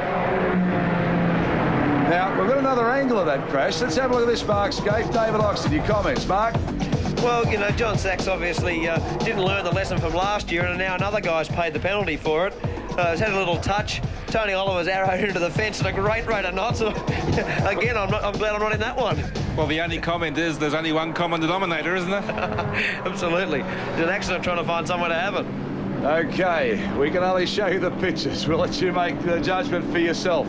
So, we're almost ready to get back to some racing. That's the one thing we probably haven't had much of since this Nissan Mobil 500 commenced in that unbelievable rain shower that hit. So, go and get a cup of tea, but don't take too long, because the race is just about to start. And we'll be back with all of the action here on TV3. Well, there it is. That's the situation. What happens with the intensity of this race and a race driver. That's Joachim Winkelhock. He's just having a little nap there while Pirro is out circulating and back racing in the car. So we talk about the adrenaline and all that. There's Winkelhock, shot that down in flames. He's just having a nap. Exactly right. The Europeans take it pretty stressfully, don't they, boys? That's the ultimate laid back, isn't it? Right, racing now. Emanuele Pirro back on the button again and really putting it down. Now, Mark, he really got a lot of brakes going for him here. He was right in behind the pace car. When the race recommenced, he's got no traffic in front of him. Young Paul Morris was stuck in the traffic, and he's trying desperately to get in touch with his fellow. Well, you know, he had two big wins. The big win was that the pace car come out at a time that they needed to come in for a stop. They come in, did their tyre change. Pirro stayed in the car, went back out. The pace car, the obligation for the organisers is that the pace car has to find the lead car. Now, Emanuele was right behind the pace car. When the pace car went off, Emanuele's got no traffic and he's off and running. So you can't get a better run than that. Well, good teams make their own luck, and they're doing that this afternoon. Now, we probably should update you how we're going along here because we've had so many stops and starts. We're starting to worry about just who it is. So let's update you with the positions right up to, say, number 18. There's the leading car you've seen, Pirro and Winkelhock. He's having his little nap. Longhurst and Morris, although they're a long way back, are still in second place. In third, Radisich and Preston, but they've got problems. We know about that. Then it's Farmer and Evans. Lamont and Scott doing a great job. They really are doing a good job to be where they are at the moment. Remember, that's the production version of the car. Sharp and Sorensen, their little BMW. They're sitting there. Then it's Torkler and Gillian, Rose and Larkham, Kerr and Watson. So that's an interesting Rose and Larkham too, because they're trying to get in touch with the Kiwis to have their own battle there. Freeth and Smith, Scott and Murphy, Anderson and Bolton, Holden, Commodore VN. Then we've got Fulford and Liston, McIntyre and Barrow. They had that big accident yesterday. Glasson and Scott. So to get that car back on the track's been a great job. Lyon and Peace Slater, Wood Norton, Van der Meer and Von Brugel. Kennedy and Stoneman in the little Toyota Corolla AE86. Jones and Billington. That car has been put away, but it's still on the board. That's the Holden Commodore VL. And there we go, right down to the last spots for you. So that updates you as they are on the road at the moment after the series of stops and, of course, the pace car we've had. Now, we're inside with Pirro again, and there's a lot of information we can show you in this car from our Yokohama camera, the car camera here. Markscape, the readout he's getting, although we can't actually see it, is a lot different to what you were getting when we saw the Johnson readout.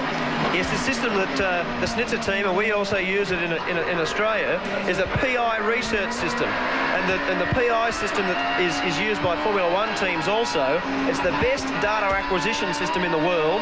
They can tell you almost everything about the car. It will give you brake temperatures, oil pressures, water temperatures, G sensing, anything you like. And you can actually organise it so that by changing the display, there's a switch on the left-hand side that you can just have lap time and corner speed. So if the driver doesn't want to know about the car, he can concentrate on the driving. David, the interesting thing too with your experience and Mark's experience in open wheeler racing, you can see the amount of lock he's got to use in certain parts of the circuit here. Of course, the open wheelers that you get a look at with these wonderful cameras these days, there's very little in movement of the steering. Right, very direct, isn't it? But interesting comparing that with Johnny Bauer yesterday, telling us he doesn't like the big Falcon because it's got power steering. He's so used to the rigid approach of the little single-seater type thing. But as Mark's been saying all weekend, this little BMW is just like a little race car with a hood on. I mean, it's just purpose-built and goes like crazy. It must be just a magic car on the streets of Wellington. I mean, you must feel like you've got night and day over the field. And Pirro's just clocked a 1:28.11, so he's not hanging about now. He's got some clear road ahead of him. Well, he's just knocked our lap record off, actually. I'd better zap over there and throw a shifting spinner or something anyway. Scapey's just gone white. He thought with all the drama he'd hold on to it for a while. So Pirro really putting the power down now and getting to the ground nicely. Watch him work the traffic. Does it very, very nicely, this fellow. Really sets up the traffic well. And, of course, the European Championships, they are dogfights, aren't they? And they have enormous fields. So if you're going to run in Europe, you've got to be able to go and bang wheels. Well, absolutely. You know, in Australia, we probably have 10 or 12 drivers who are unbelievable aces, and in Europe they have 20 or 30. And you know, what a man really races against at every time, you end up you've got 20 or 30 top line drivers to beat. This year the Mercedes give the BMWs a bad time. The Yokohama in-car camera shot for you out of the windscreen of Pirro. Watch him work the traffic. There's the race face we talk about. The eyes will get beady now because the power really going down. Listen to the little car singing its song at Wellington. Down through the chicane, comes right up in behind the traffic now. See the way they gave him the leeway. Nice driving there as he puts it down the inside. Watch this, he'll come just next the corner there, uses all the road, down on the brakes now, coming down through this second chicane. Watch him work it round. Beautifully done. See how smooth the power goes on. Comes round to the right, now he'll go onto the brakes and come left. Beautiful pictures here out of our Yokohama race cam. Works the waterfront there. He'll pick up the traffic here. Whooshka straight down the inside.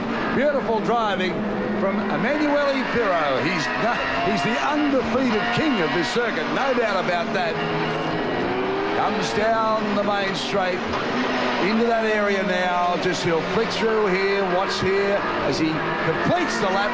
And of course, he's not the only car on the track that's going quick. The Porsches are out here racing too. We've got production cars racing also, and we'll take you to as many of these cars as we can. Now, here's the Porsche we were talking about. Well, this is now the 4th place car. We've got Owen Evans and Billy Farmer in this Porsche RS. These cars were included last year by the organisers to give us a bit more colour, a few more cars, obviously. But, hey, this is a real contender. He's in 4th place overall. I'm sure at the start of the event they wouldn't be thinking they'd be so far up. It's very famous in the sense they had a big biff last year, nailed it together just so they could run here, but it wasn't really done right up to Porsche standard. The boys have worked on the car over the year, brought it back to the race pace, and look at it now, 4th overall. David, we're being joined by people right throughout Australia on Nine's Wide World of Sports. They find it quite interesting to see a Porsche running in a touring car race. I guess what we do over here is we concentrate on making entertainment for the people. The organisers particularly looked at the fact that these times, or the times of these cars, were relative to the field, that they weren't going to hurt the main runners, and it adds a bit of class. I mean, a Porsche and a BMW, pretty neat stuff. So we try to make things a bit accommodative. There's only 3 million of us out here, you know. A bit foreign to our viewers back home, Mark, because, I mean, Porsche's regarded as a sports car over there. Of course, the BMW a touring car. But as David said, it adds a lot of excitement and a lot of variation to the racing, and that can't be a bad thing. Well, it can't be a bad thing, but for everybody else, I think what they should do is ban these German things for next year. Comments from Mark Scape. I tell you what, he's filthy since he's lost his lap record, and that's not official yet. There they are, the top runners for you. Back shortly with all the action here from the streets of Wellington. Well, New Zealand, you're looking at one of your favourite sons. Graham Crosby works Brock's big V8 round the streets here through the traffic. I'll tell you what, he's showing a bit of huff and puff too out of the big V8. Cross is having a bit of a go, let me tell you. He is throwing it around. Now, Mark Scape, when we talk about all the new cars for 93 that have been built in Australia, this car, of course, or the sister car, had the really big accident in Adelaide, and all of our viewers have seen that throughout the day. Dick Johnson's had an accident here today with his car with John Bow that was driving that particular car. Glenn Seaton had the accident in the sister Falcon, the Peter Jackson car, during the same meeting at Adelaide. So when we start looking at it, all the new cars have been off the road and been damaged in a fairly big way. Well, Murray Taylor is down pitside at the moment. He has John Bow with him. Maybe he can talk us through that accident and exactly what happened. Well, John, you've legged it back to the pits. Any reflections? Well, obviously I'm very upset about it. It's you know, a new car, and the guys done a lot of work and busted their backsides over the last couple of months to get it ready, and you know, it was going well, but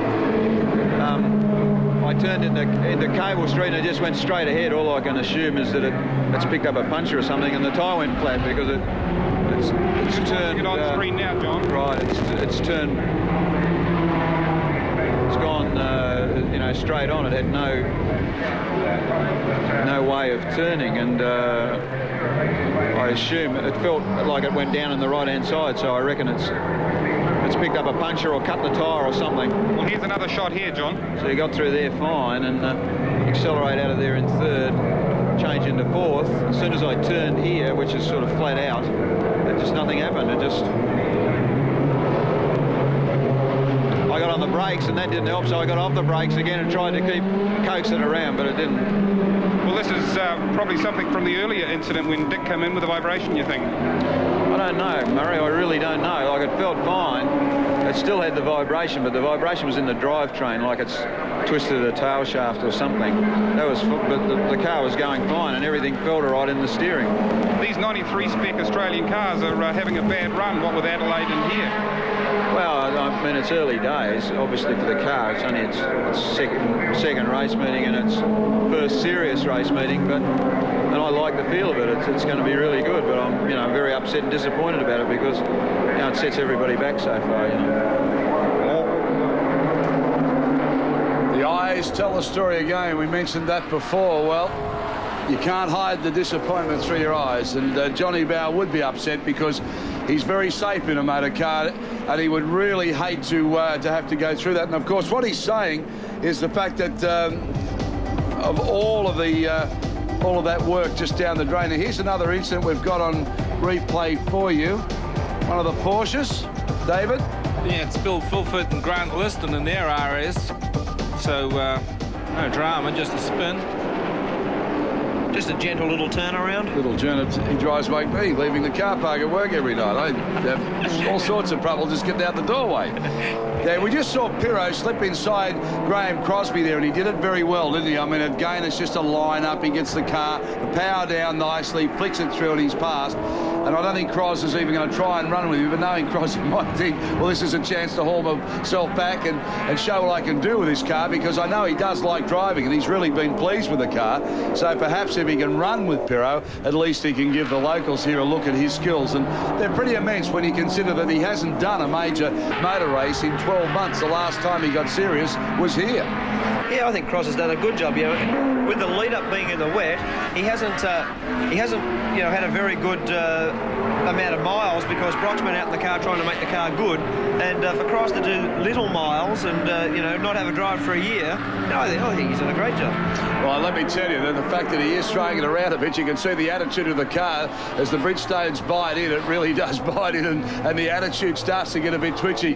But I just think he's one of these great characters. I said to him the other day, I'll come back to that story about Cros a little later on, because right now we've got to go to the second hourly update. Clint Brown with all of the second hour's action.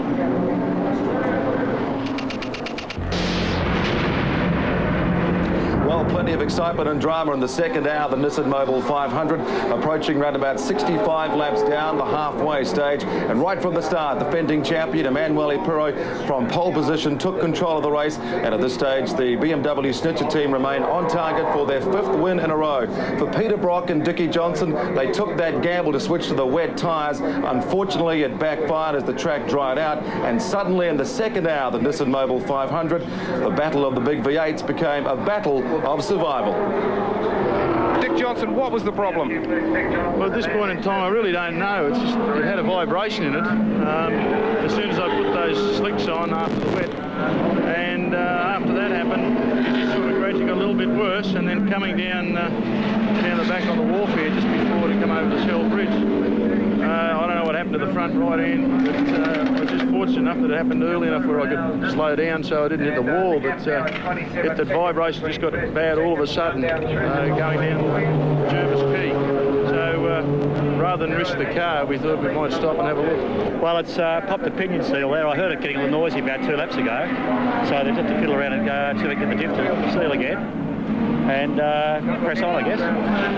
Okay, well, you lost the rear spoiler there. Was that affecting the handling? I don't really think so. I had wet weather tyres on, of course, and with wet weather tyres, I was trying to get through to the first scheduled stop. We calculated that it was probably quicker to keep going and lose time than to come in and lose the 50 seconds in and out time.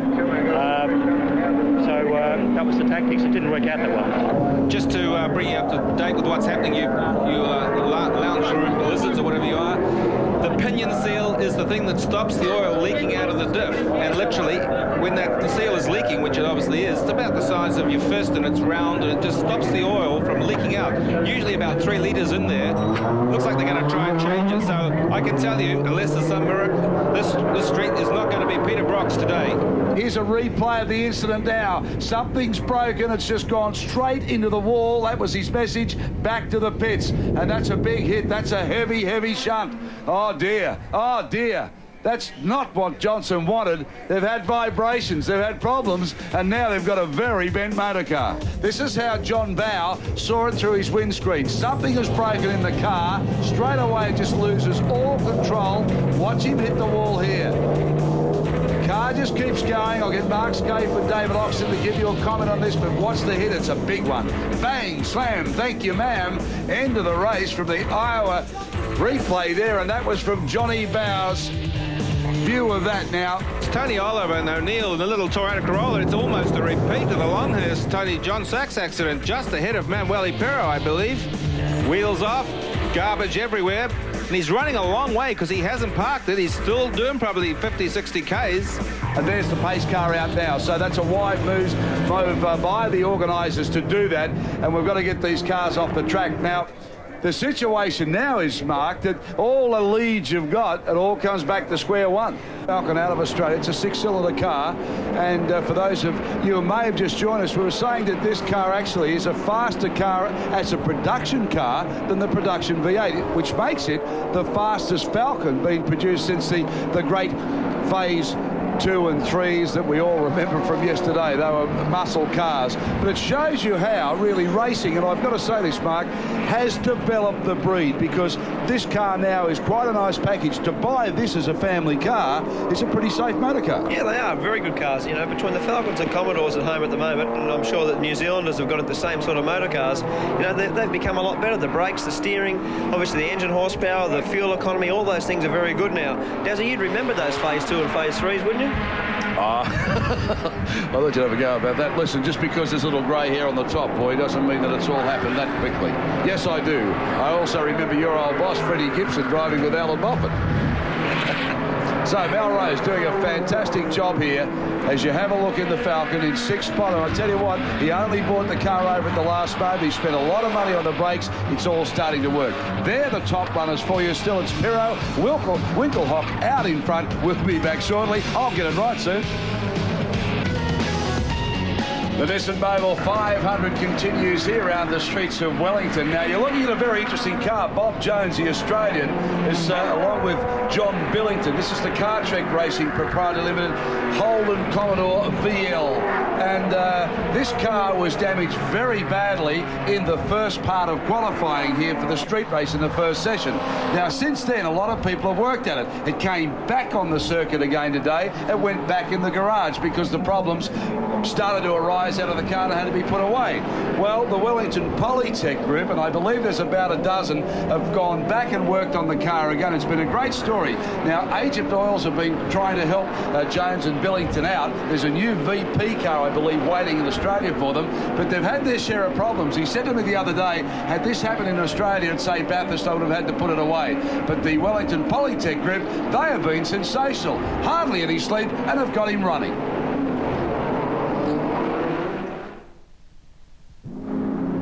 It started like this, co-driver John Billington getting a shade too close to the wall. Well, technically the car's a write-off, but normally back home, if I had done this in an Australian touring car race, I would have put it in the truck and taken it home. But 24 hours after the car had got badly out of shape on the track, the big Holden Commodore is looking a lot more like it should do. And all because of a bunch of Polytech students willing to work day and night without pay for the privilege of fixing the foul-ups. Well, we figured that if it was wet, there'd be accidents. If it was dry, they'd be going faster and the accidents would be worse. So, the idea behind the Polytech crash repair team comes from Bathurst, where it's become an integral part of the big race. On the Wellington waterfront, there's a full range of services from chassis straightening through panel beating to spray painting and sign writing. The idea being to give the students a real insight into one of the realities of motor racing.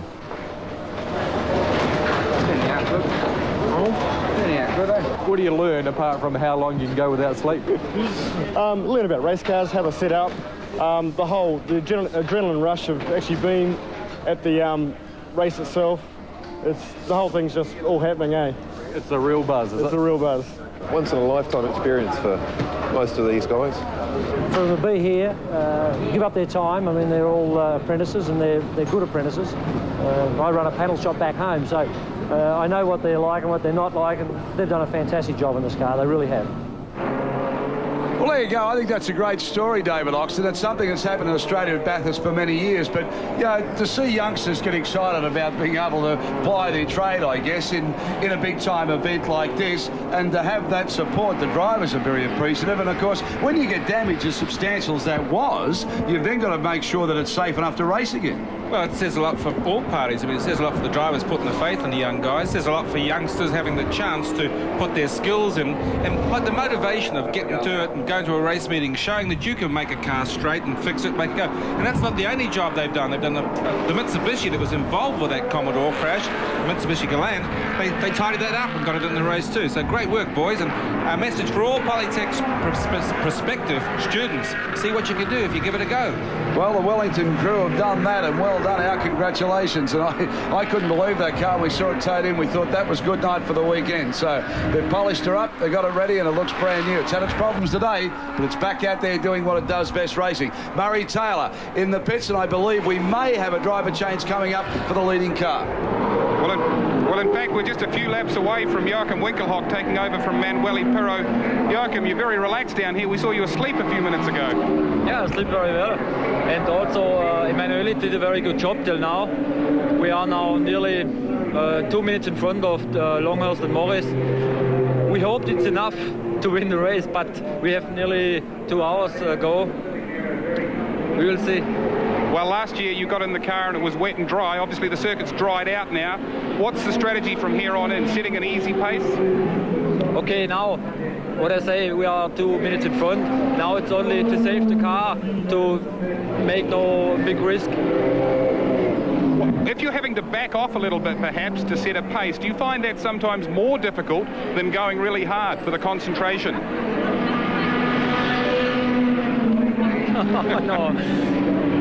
No, I think it's not because I will not drive too hard. I will try to have a little bit reserve, because Tony Longhurst makes the last part of this team, and he will drive very hard, and so we must wait. Well, you've got this well sussed. Manuele does all the work, and you come back for the glory. Yeah, why not? It's not bad if we win. But what I say, we have 2 hours to go. It's a long time. Yeah, interesting comments there from Winkelhock. I did get it right.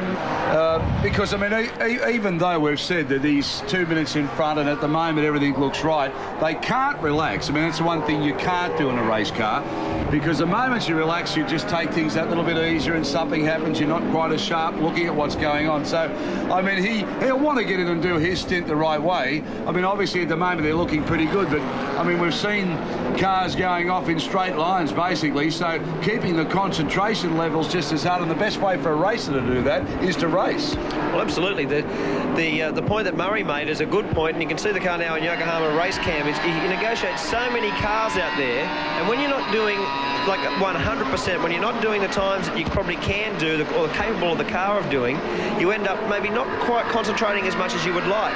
And what happens then is obviously little things can go wrong. Obviously you miss a gear, or you don't negotiate a lap car as well as you would like to. And you know, the Wellington waterfront, as I said before, is not very forgiving. Well, David, you've also got to hope that everybody else is keeping their concentration levels up, particularly in the slower cars. I mean, you know exactly where you want to put your motor car, but you've got to really have a lot of faith in them to make sure they've put theirs in the right spot. Well, that's why the drivers obviously get so much money. The good drivers know how to cope with the fact that they've got slow cars out there. Their concentration levels are higher.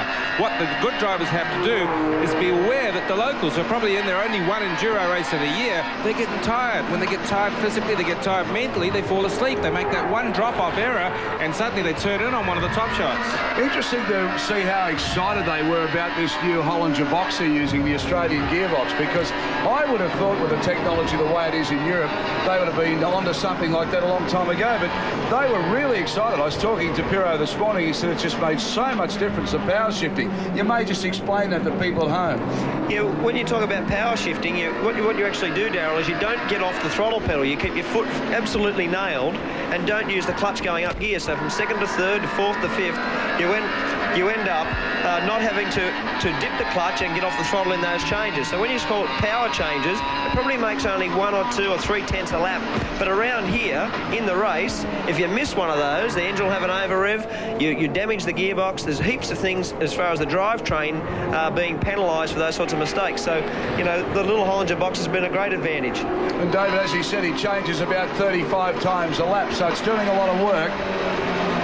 Well, he's certainly doing the job. And a couple of years back, I remember that the Frank Gardner team was playing around with 6-speed transmissions. For whatever reason, it didn't work, or they didn't find the advantage that Snitzer seemed to have. So you can see Stetzer working his way through the traffic, and be aware that the fact that these cars really do have to concentrate. As David Oxon has just said, I think it's a great comment that endurance racing only happens here once a year.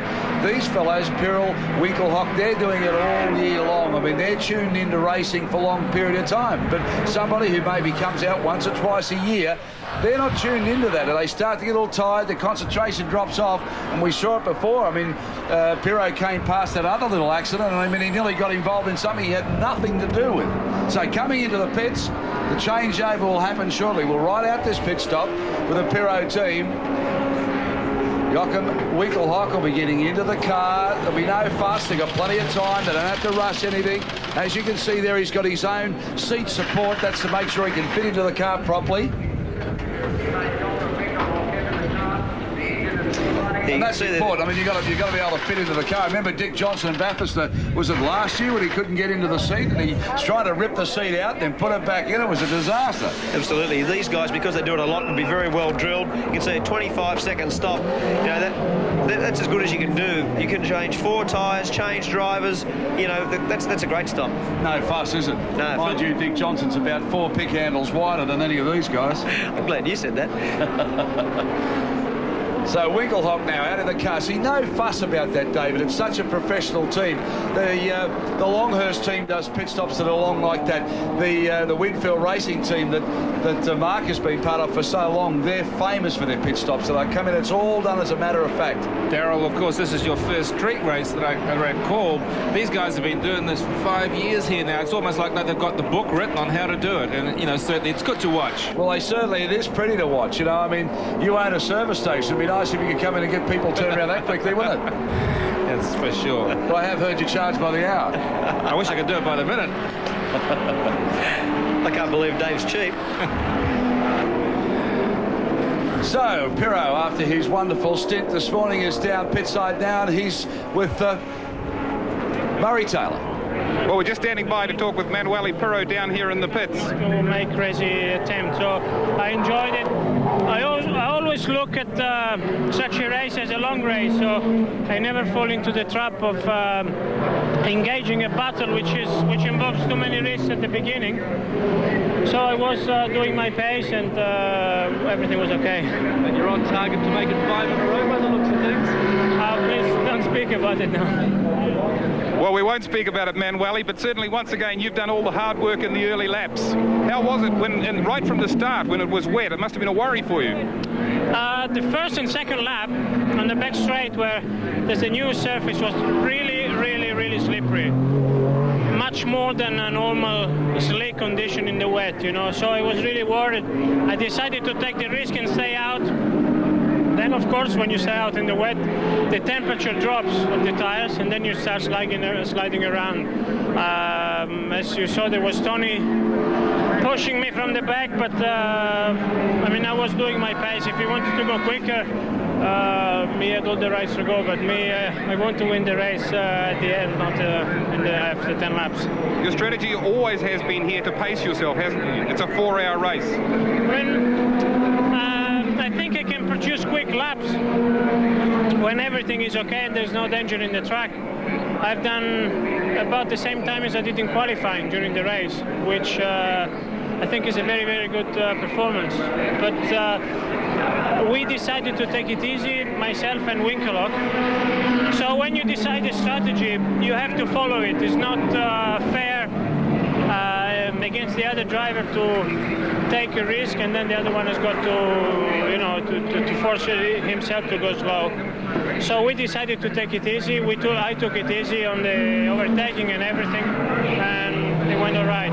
Now, you started on a harder Yokohama tyre. Was that perhaps your European experience paying off? I don't think there is a hard or a soft compound. There are different compounds which suits different situations. I know I started on a different rubber than Longhurst. Longhurst has started on a new compound which has been very successful in the last German championship race. But I never tried it in a long run. So again, to be conservative, I prefer to give away some some tenths per lap to be sure that the tires would finish the race. And I think the fact that I stopped the car with nearly 2 laps in front of everybody has proved that this was not a bad choice. Okay, well, there are a few dramatic moments out there. We saw from your onboard camera, a car went right in front of you. That was close. Yes, a couple of times was quite bad. I think, again, as last year, the majority of the drivers are really, really good, really good. But there are quite a few who either don't know what's going on, or I hope don't know what's going on. I don't think they don't want to know what's going on. But a couple of times I saw the wall coming pretty close. Well, we won't talk about the result because I know you don't want to talk about that. But let me just say that for the 5th time you will play the waiting game. Yes, this you're right. But I promise it's not a nice... The second stint for me is worse than the first one, definitely. Definitely a real pro, isn't he? I mean, he starts to talk about the rubber. He was conscious of what Longhurst was on. And, of course, that's part of the game too. But his judgment was correct. The way he said about, really about the drivers that we've talked about, that only come out once or twice a year, that's concerned. So he backs off a little bit there. I mean, he really does have a wonderful package, and the mind is, to this race, geared correctly. Oh, absolutely. Like, you don't get any more professional drivers than Pirro. And, you know, he's always hard to beat, doesn't matter where it is or in what car. Okay, well, of course, his co-driver you met, he was having a nap just half an hour ago. And let's have a look at some of his performances because, yeah, he's been around for a while. Lives, of course, in Korb in Germany. He's 33 years of age, part of the BMW Motorsport team, and they're one of the best in the world. 91, the winner of the 500. And he's in 88, he won the German Formula 3 Championships. Also drove Formula 1 for the AGS team and turned to touring cars in 1990. Now, when he drove Formula 1, he did show a lot of promise.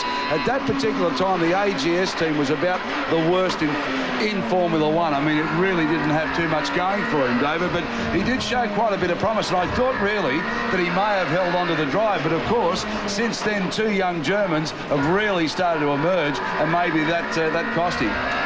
Formula 1's tough like that, you know. There's a heap of good drivers up there. If you're in the wrong place at the wrong time in the wrong chariot, it just kills your career. And yeah, no, he probably looked at the odds and thought, where am I going to make my bucks in life? What do I like doing? Has a lot of connections with BMW, and that's not a bad sort of a ride to have for a few years. Well, very competent, of course. Anybody that's driven Formula 1, whether they're in a good car or a bad car, certainly you've got to be good enough to get the super license to get there. Okay, the streets of Wellington starting to rev up a little bit here. Pirro Winkelhock out in front at the moment from Longhurst Morris, and of course the rest of the placings in the top 6 are there for you. Stay with us, New Zealand. We'll come back. Lots more to go. 15 seconds before the start, and that really caused hell over here around the streets of Wellington. So big crowd in attendance. They've come out now with the sunshine, and of course at the moment plenty of drama on the field. But we talked about the low budget racer. Have a look at this action coming your way. A little Suzuki Swift in all sorts of trouble, comes around the corner, gets right up on 2 wheels, over on the lid, and the budget that was there now has a big dent in it. Bad luck there for Martin Fine and the little Swift. The GTI Iowa replay gives you the action in slow-mo, and have a look at this. Doing a real balancing act here. Comes down on the roof, straight into the wall. There'll be a lot of damage in that car, and then hits the Armco fencing and comes back on its wheels again. I've actually had the unfortune of doing the same sort of deal at a couple of places, and you know what, they don't slow up at all. You got your foot on the brake and nothing's happening. I wasn't going to mention your one in Adelaide. You did that in the Nissan GTR. Well, that roof's standing up amazingly well. I mean, we've still got all the signage there. What a guy does for some publicity for his sponsors. Talk to him. We talked about low budgets before. That's the way to get it back, mate. A bit of signage, a bit of exposure. Yeah, well, I guess we can have a chuckle about it, but the budget that was put together, that's the white bait car, and I mean, they really were doing it on a shoestring, and now, of course, well, the shoestring just broke. Yeah, you know, you don't like to see any of those things happen, and you know, that's the Wellington circuit. Throughout the race day, like for instance with Pirro behind, you can wreck 2 cars in the one go. It's obviously sad for anybody to crash out like that. Well, we're looking at Graham Crosby, New Zealand's favourite son. He's doing a great job in the Commodore of Brock, the infamous 05 car, and it was one of the big contenders here, but that rain in the first lap really put paid to any chances. Brock took a gamble on the rubber, had to go in, had a bingle, the rear spoiler came off. And that's through the MTA section there of the circuit. You can see it coming around now. And he's doing a great job, Graham Crosby. I've said a couple of times this afternoon that it's not easy to get into a top car and go quickly, particularly when you've got Peter Perfect, sitting there as the boss, watching every move that you make in the pits. But Brock had a lot of faith in Graham Crosby and said, I'm going to run a local, I want to run Crosby. And Crosby responded. He was very quick in the rain. Look at the attitude of the car. Cross is having a go, no doubt about that. Out of contention at the moment. But he'll want to wring its neck. He'll want to show the fans here he can still drive a Commodore and do it well. I think that Cross has really probably got his a clean sheet of paper, so to speak. He started in 32nd spot, so anything he's going to do out there is going to be better than where he was. So he can probably enjoy this race. He can just learn to drive it well. He can place it well. He hasn't got the pressures on him. He's doing some pretty good times there. He's in the mid-36s, so that's what the boss was doing at the same time, you know, about that same time into the stint. And he's up to 21st spot, so he's pulled it up 12 or 13 places. Not bad running, Crosby. Yeah, well done, Graham Crosby. He's pulled up 10 places, and you can hear him work the car. I mean, the car's running pretty well now. It's had its problems, but it's all back together again. So Brock will want to use this as a test bed now to get the car set up for the Australian Touring Car Championships that'll come up in the new year. Okay, stay with us, New Zealand, because there's lots more to come your way right throughout the race. Don't think that Pirro and Winkelhock have got it all sewed up yet. There's a long, long way to go. Longhurst and Morris are still in second, and Radish and Preston are there in third. Farmer and Evans, Scott and Murphy, Rose and Larkham doing a great job in car 44, the production car, and they're in the top 6 spot for you. So we'll be back shortly. So well in that production setup that it's in, but Crosby's doing a fantastic job. Watch him come through the traffic here. As we said, Cross is having a go, and Brock could probably say to him, go and race, Cross, just wring its neck, see what it can do, because he wants to get the car ready for the Australian Touring Car Championships, and Crosby will respond to that. Look at him now, he gets a big V8 pumping down through the main straight area, comes flashing past the start-finish line, heading down for Coca-Cola, the hairpin down there, and you'll see the big car on the brakes, throws it round, oh, lifts it up too, and goes a little wide. Crosby, he's having a go, the Kiwi, he's having a go, the Kiwi. Crosby now, ride with him in the car. Listen to the engine work, they sound fantastic, these things.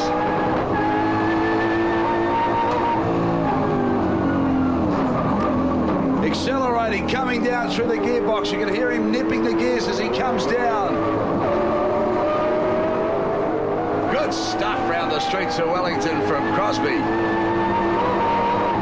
You can hear it whistling away as the rev range comes up. 7,500 revs maximum here. Around 30 times you'll change gear, although they have fiddled with the diff. It may be a bit lower than that now, but that was the original plan. But this car, very, very good car. I mean, for the size of it, for the power of it, the horsepower, you can see it biting. It really gets up on 2 wheels. The Bridgestone tyres are working now. It's just a shame that the rain came along and didn't give him a chance to do this from the word go. But Murray Taylor is down in the pits with a man that, well, he's making a reputation here. His name is John Sachs. Murray's with him now. John Sachs back in the pits. John, earlier we spoke with Tony Oliver, who came in. He was pretty hot. There was an incident in front of the pits. What was your side of the story? Yes, I'd followed Tony just through Cable Street. He's having a bit of a problem. He ran into the back of a GDI, nearly had another loo through here. He went wide coming into the entry into pit lane here. Flag marshal at the end was waving his flag vigorously, so took the inside line. Just about got through, then Tony swung across. He would have hit me about on the passenger's door. There's enough room there now. It's a little wider than last year, and I took a fairly tight line and fairly close, so unfortunate. I saw him coming across, so unfortunate to see his damage there. Sorry. Well, he was pretty angry about it. Now look, I hate to say it, but you're getting a bit of a bad boy reputation in Wellington after last year. I mean, last year there was this drama. Last year it was totally the other way around. Last year, as you recall, if you looked at your video replays, Tony clipped the wall coming into there, bounced off the wall and got me in that particular case. Here we didn't hit the wall at all, took a tight line on the inside. There was a wide gap left there. I don't know whether Tony didn't see me at all. I presume he didn't see me at all. Otherwise, he certainly wouldn't have cut across there. Not at that point. Okay, but you certainly seem to be surrounding yourself with controversy, John. That's what motor racing's all about. Well, apart from that, how was the race going? Marvellous. We had a mishap early on. We had a little tap in the rear. We bent a lower arm, so we had a lot of time in the pits. So that put us well back. But we got back out. We're probably in about 20 minutes, half an hour. So we were well out of the race, but we're having a lot of fun. Good hard drive, and most of the drivers out there were very good. Thank you, John. Good luck. John Sachs obviously looks through rose-coloured glasses, or he's watching a different videotape replay that I saw. Well, I think you've done the thing. I bet you Tony Longhurst would like to go back over the footage. You blokes are just being racist. Aussies are all the same. Bash a Kiwi, they call it. Well, you know, I mean, I think it's pretty hard to put a smile on your face when there's been that much carnage around, and I guess every driver looks at things through a different point of view. We'll let you make up your own minds at home about that, but this is the Longhurst car, and of course in second place, we haven't seen it for some time. Young Paul Morris, the Queenslander, in the car at the moment. It's his first major endurance race, certainly his first time around here in the car, and he went pretty well in practice. When the rain came down, he had to back off, and he wasn't anywhere near as quick as Tony. Tony was doing so well, but Morris is doing pretty well. So we're looking at Morris now, and he tucks up in behind the Peter Brock car. Now, this is the 2 second drivers in the car, so it gives you an idea. Cross is doing the best he can. We've mentioned that. But look at this. Morris comes up and just slips inside him and does a nice job there to get round. Now, Cross wouldn't be too happy about that. He knows that that's the number 2 driver in the Longhurst car. And Cross doesn't like being passed by too many people, and he'd want to get his own back there. So maybe a possible pit stop for Longhurst coming up. Longhurst getting back in the car for the final stint. But young Paul Morris doing a fair job. Back shortly here at Wellington for the rest of this street fight. The Longhurst car in. Now this will be interesting because Tony Longhurst will be on fresh rubber and he'll want to now chase the Pirro car. We'll see some action starting soon. Morris out of the car very quickly. Tony Longhurst gets in. You can see there's no problem with the size of either driver. They fit in quite easily. Bowl it on, new rubber going on, fuel top up. They'll do a good stop here. This is a very well drilled team. Tony Longhurst will certainly have a go. He'll now know the only way that he can pull this race out is to put everything down. The power's on, he's out of the pits. The chase will be on shortly. Once he builds up the speed and the new racing rubber, perhaps we'll see the chase of the Pirro car, because the only way he's going to beat him now is to make him break. Well, Murray Taylor is down with the young debutant, Paul Morris, and Murray, he's done a fair job so far. Well, I think that's a fine stint. Daryl Eastlake just saying what a fine stint you've done out there, Paul. Your first international race, how was it? Yeah, it was good. I just settled down to the 33s, hopefully, and took my time with the traffic and made sure the car was in one piece for Tony. Well, with the weather in practice, you didn't get much time on the track, but how were you in the race? Yeah, fine. Everything was great. I had no worries at all. Okay, and the tyre change, obviously you went out on fresh tyres. They were good, the harder tyres? Yeah, they were fine the whole way through, so everything was okay. Okay, well, Frank Gardner here with you. Frank just wandering into the shot here. Frank, that's your second pit stop. You're heading back out with Tony, so now it's a charge to the finish. We hope so. We hope there will be a finish, and we hope we're part of it.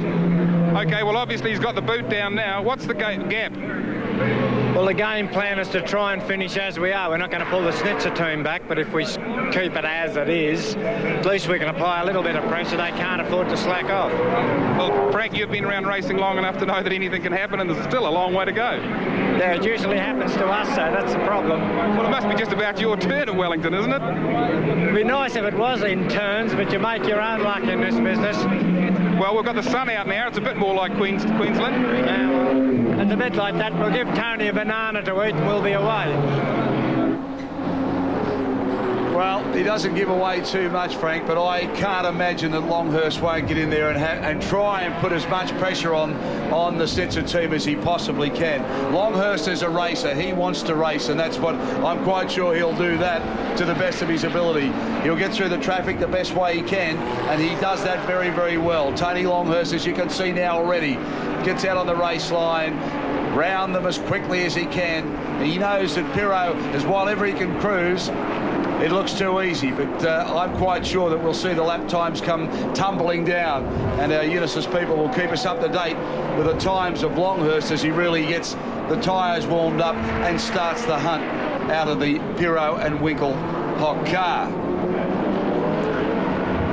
I was real impressed with Morris's times. You know, like at the end of that session, considering he hasn't had much time in an enduro car, and he hasn't certainly been to Wellington before, he was doing times in the 33s, which at the time wasn't even too far away from Wilkenhock's time. So good effort from a youngster. He's out of Formula 4, then open wheelers, isn't he, Mark? Yeah, he's done a good job, hasn't he? Well, Clint Brown has got a man that wouldn't be too happy right at this particular moment, because Dick Johnson's had about everything that can go wrong in one day. Clint?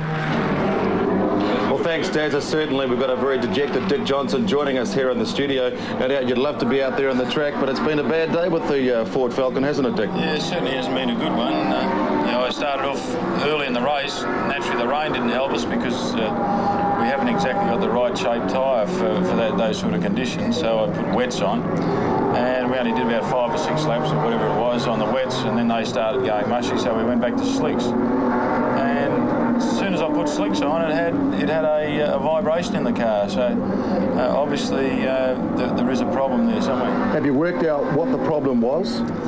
Well, we don't know for sure, but it appears as though the wheels have the wrong taper on where the wheel nut goes, and the wheel comes loose, and that's what happened to John. And the same thing happened to me earlier in the race when I was coming down towards the Shell Bridge there. The wheel, I felt something funny, so I backed off a little bit early. Unfortunately, I did, otherwise I would have done the same as what John did. No, I believe you haven't actually seen the accident where Johnny Bower took your big Falcon straight into the walls there. I mean, you don't really want to see it, because obviously it... It'd be interesting to see. You know, I'd really want to know what actually happened, but hopefully by the time we get the car back... Well, this is the view of John Bower at the wheel.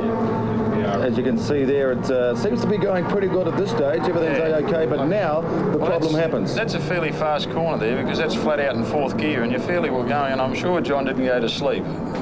It's just that obviously the wheel has come loose, and once the wheel comes loose, it tends to want to steer in the wrong direction, and that's obviously what it did there. See, those sort of things just don't happen like that. It's a bit unfortunate, but we'll see what we can do to get it going for next weekend. So a lot of work between now and next weekend for the Pukekohe round. You think you can get it back on the track, race trim? Well, we'll have to ascertain that once we have a good look at the car and just see just how much damage has been done. But hopefully we'll be able to do that, because I'd really like to do some more work with the car at Pukekohe.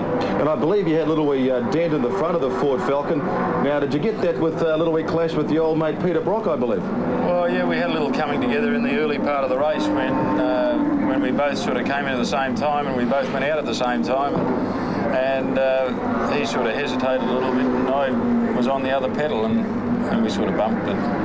Just a friendly bump between old mates? Exactly. A Liberace, is that what they call it? A bit of a Liberace, but I'm on the pointy end, not the other one. Well, you've got your other car around here at the moment, Michael Preston at the wheel. I mean, they're running in 3rd place at this stage, Radicic and Preston. You must be pretty happy with that? Yeah, the car, that's a very, very good car. It performed very well at Bathurst for us. We have 2 cars that are identical, and obviously that's one of them. And this place has been fairly kind to the Sierras over the years, and I think that if they can just keep stroking it along, I'm sure they'll be able to. They won't be able to do much about the cars in front, but I doubt very much whether anyone will catch them. Dick Johnson, thanks for joining us in the studio. Let's go back to the action trackside with Darryl Eastlake. Yeah, thank you, Clint. Well, this car is doing a great job at the moment, the car Dick Johnson was talking about, and as we said at the top of this race, the car really is at the end of its development line. It's running so well, it's been so reliable, it's a very quick motor car. The Kiwi boys are doing a very good job. We'll take a quick break and we'll come back shortly to the streets of Wellington. They're the top 6 runners for you. 500, you're looking Tony Longhurst at the moment, making a big charge up. He's trying to put as much pressure on Pirro as he can, and Paul Radicic is doing such a good job in the Dick Johnson Sierra, running in 3rd place. But just a few moments ago, Tony Longhurst had a touch. Here it is, going to Coca-Cola. Bang, straight into there, pushed that door in. We're just looking at the guard to make sure that the tyre's not rubbing there at all.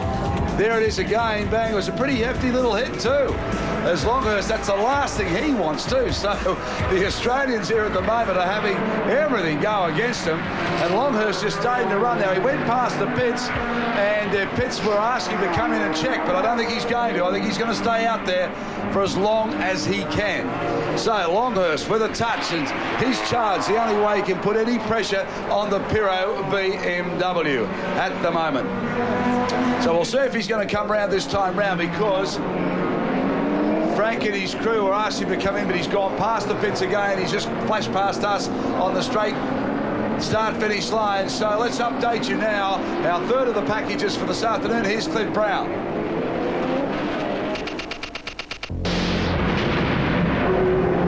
Into the third hour, the Nissan Mobil 500 for 1992, and a controversial third hour too, because John Sachs last year was involved in the huge crash with Tony Longhurst in another BMW M3. Now, Longhurst always claims that Sachs moved over, gave him racing room, and then basically closed it out, which caused the big accident. Ironically, for the second year in a row, John Sachs was involved in another accident in exactly the same part of the circuit. And this time, the unlucky victim was Tony Oliver. He's a very unhappy man, because this is what it looked like from the Yokohama race cam as seen through the BMW Schnitzer of the lead car, Emanuele Pirro, at the time of the accident. Pirro also, of course, was almost involved in another accident with that little car that came to grief in the straight. So we're going to have a look at that from his point of view. Again from Iowa. Here we go, the replay. There's the accident happening in front of Pirro. Now, Pirro's got to look at that and think, I don't want to get involved with any of this. I don't want to hit any debris. I don't need a flat tyre. There's the car roaring along. Here comes the wheel coming back as Pirro goes past the accident. What happened? He just did what he did last year, I guess. He just wouldn't wait to pass. Well, you know, I had the line and he just tried to take it off me. Sorry, you were dicing with? Sachs.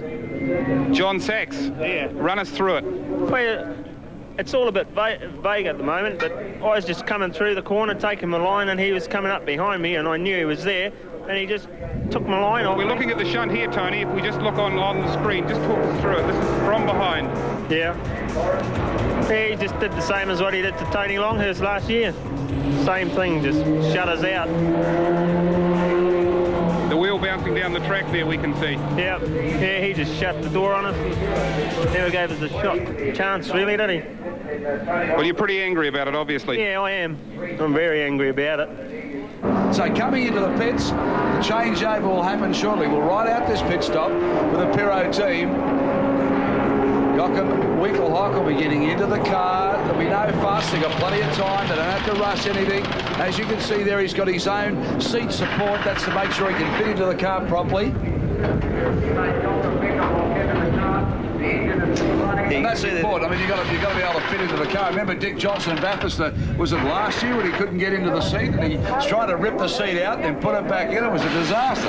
Absolutely. These guys, because they do it a lot, will be very well drilled. You can see a 25-second stop. You know, that's as good as you can do. You can change 4 tyres, change drivers. You know, that's a great stop.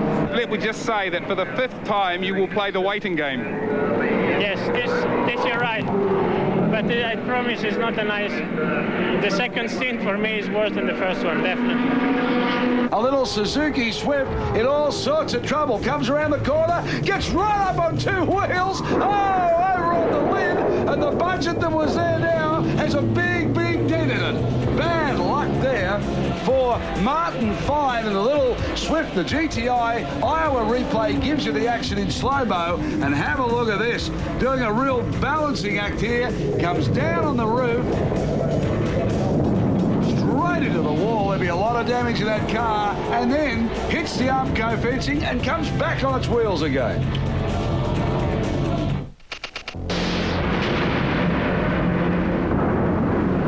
Back to the live action now. You're looking at Tony Longhurst. Well, Dick Johnson, thanks for giving us some time and joining us in the commentary box.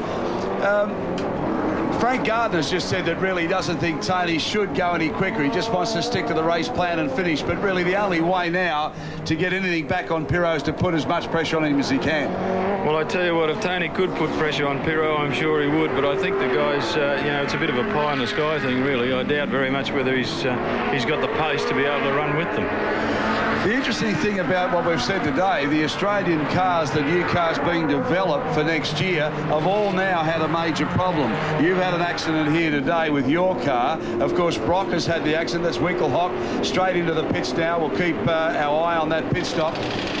And of course, Glenn Seaton also had an accident. We've got a problem. We've got a problem. Interrupting you. Yeah, this is not written on the BMW script to win races. They've got an oil problem here. Now this definitely is going to bring life back into this race. You've got 2 laps lead, of course, on the Longhurst car. Just watch Tony get the bit between his teeth now, I'll tell you. Well, as we've said, anything can happen in a motor race, and it has happened now. So the drama now really does continue. This race has been full of drama since the word go. We'll come back to the accidents about the Australian cars, Dick, but I mean, who would pick that this was going to happen in this particular car? It's been running like clockwork. Well, exactly, but you know, it's very difficult to ring a race 5 years in a row, and like they've had a lot of good luck in the last 5 years, and obviously they're having 1 or 2 problems right now, and I doubt very much whether they've got the pace to be able to come back. If they've got a problem like this, I think Tony will make the most of it and put as much ground between him and the number 1 car as he possibly can. Well, of course, Tony will know exactly now the situation. As we look at Winkelhock having some refreshment there, he'll know exactly what's happened, so now the pedal goes down. Exactly. No, Tony will get his act together now, and he'll just try and concentrate and be very smooth. I just hope that he keeps his cool enough where he doesn't sort of get tangled up with a slow car or something like that, because that's always on the cards here. Yeah, the traffic has been a problem, hasn't it? Looking at that, what do you see? What do you see the problem being? Well, I see when they're pouring anything in, it means it's coming out somewhere. There's plenty of oil going in there, and it's obviously coming out somewhere. We had a heap of smoke out of the left-hand side when it came in, so it could be like a gasket leak or something that's, you know, obviously running short on oil. Running short on oil in this place is no fun, because obviously, you know, you start to panic about engine reliability, bearing rattle. Well, the jacks are down. Winkelhock ready to go back out. Down to the pits. Murray Taylor is down on the pits. We'll see what he can bring us up to date with. No, I think she's a dead horse, that one, to be quite honest. It's like the last train to Ferny Grove. Murray Taylor down on the pits. Charlie, an unscheduled stop. What's the problem? We have a problem with the engine. The engine is about to cease. Over. Okay, well, a very short response there from Charlie Lamb. He says the engine is about to seize. They've put more oil in the engine, but Charlie, very gloomy, says the engine is about to seize. Sensations down here on the streets of Wellington. Charlie Lamb has been cool, calm and collected right throughout this race from lap 1, even with all the drama that was happening. What he's basically saying, Dick, is the car is just going to seize.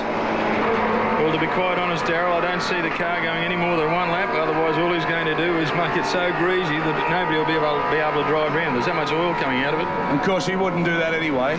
No. Well, you can see the smoke actually coming out of the rear of the car. It's just about breaking up. Well, at least he's doing the right thing and getting off the racing line. So, you know, he's not making it too difficult for everyone. But, you know, that car's run its race. Well, you've been in this position time after time that you've been in front of major races. I mean, Winkelhock now, he's in the car. There's nothing he can do about it. There's absolutely nothing he can do except pull up and go back and sit down and cool down and just have a beer. Well, win number 5 was there. We talked about looking at drivers' eyes and seeing the disappointment. Look at Charlie's face. You can't believe that. I mean, that's the one thing about motorsports. You can never predict anything can happen, and usually does. And there's another thing here too, Gazza. It's a numbers game. I mean, you can keep winning races, but the more you do, the less your chances are of keeping it doing it. Just numerically, you can't keep sort of winning at Wellington. And so they've had a good trot. But now, hey, it's not over. We've got an hour to go. That's still a quarter of a Nissan Mobil 500. We got Tony Longhurst there. I guess Paul Radisich is not too far behind in the Shell car. And hey, still a chance there. Who knows, mate? And it's funny, Darryl, because every time you see a problem with a car like that, all you do is say to yourself, well, geez, that's one place I'm further up towards the front.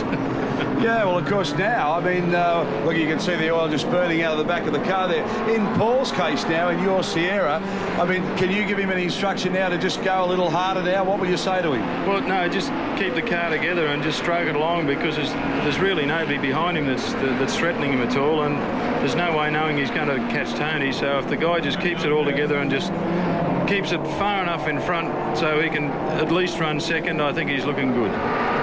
Well, you're riding with Joachim Winkelhock at the moment in the BMW, the Stitzer car. We know it's got a massive problem. You saw him pull off the racing line because it was throwing so much oil out. You saw the oil going into the engine there.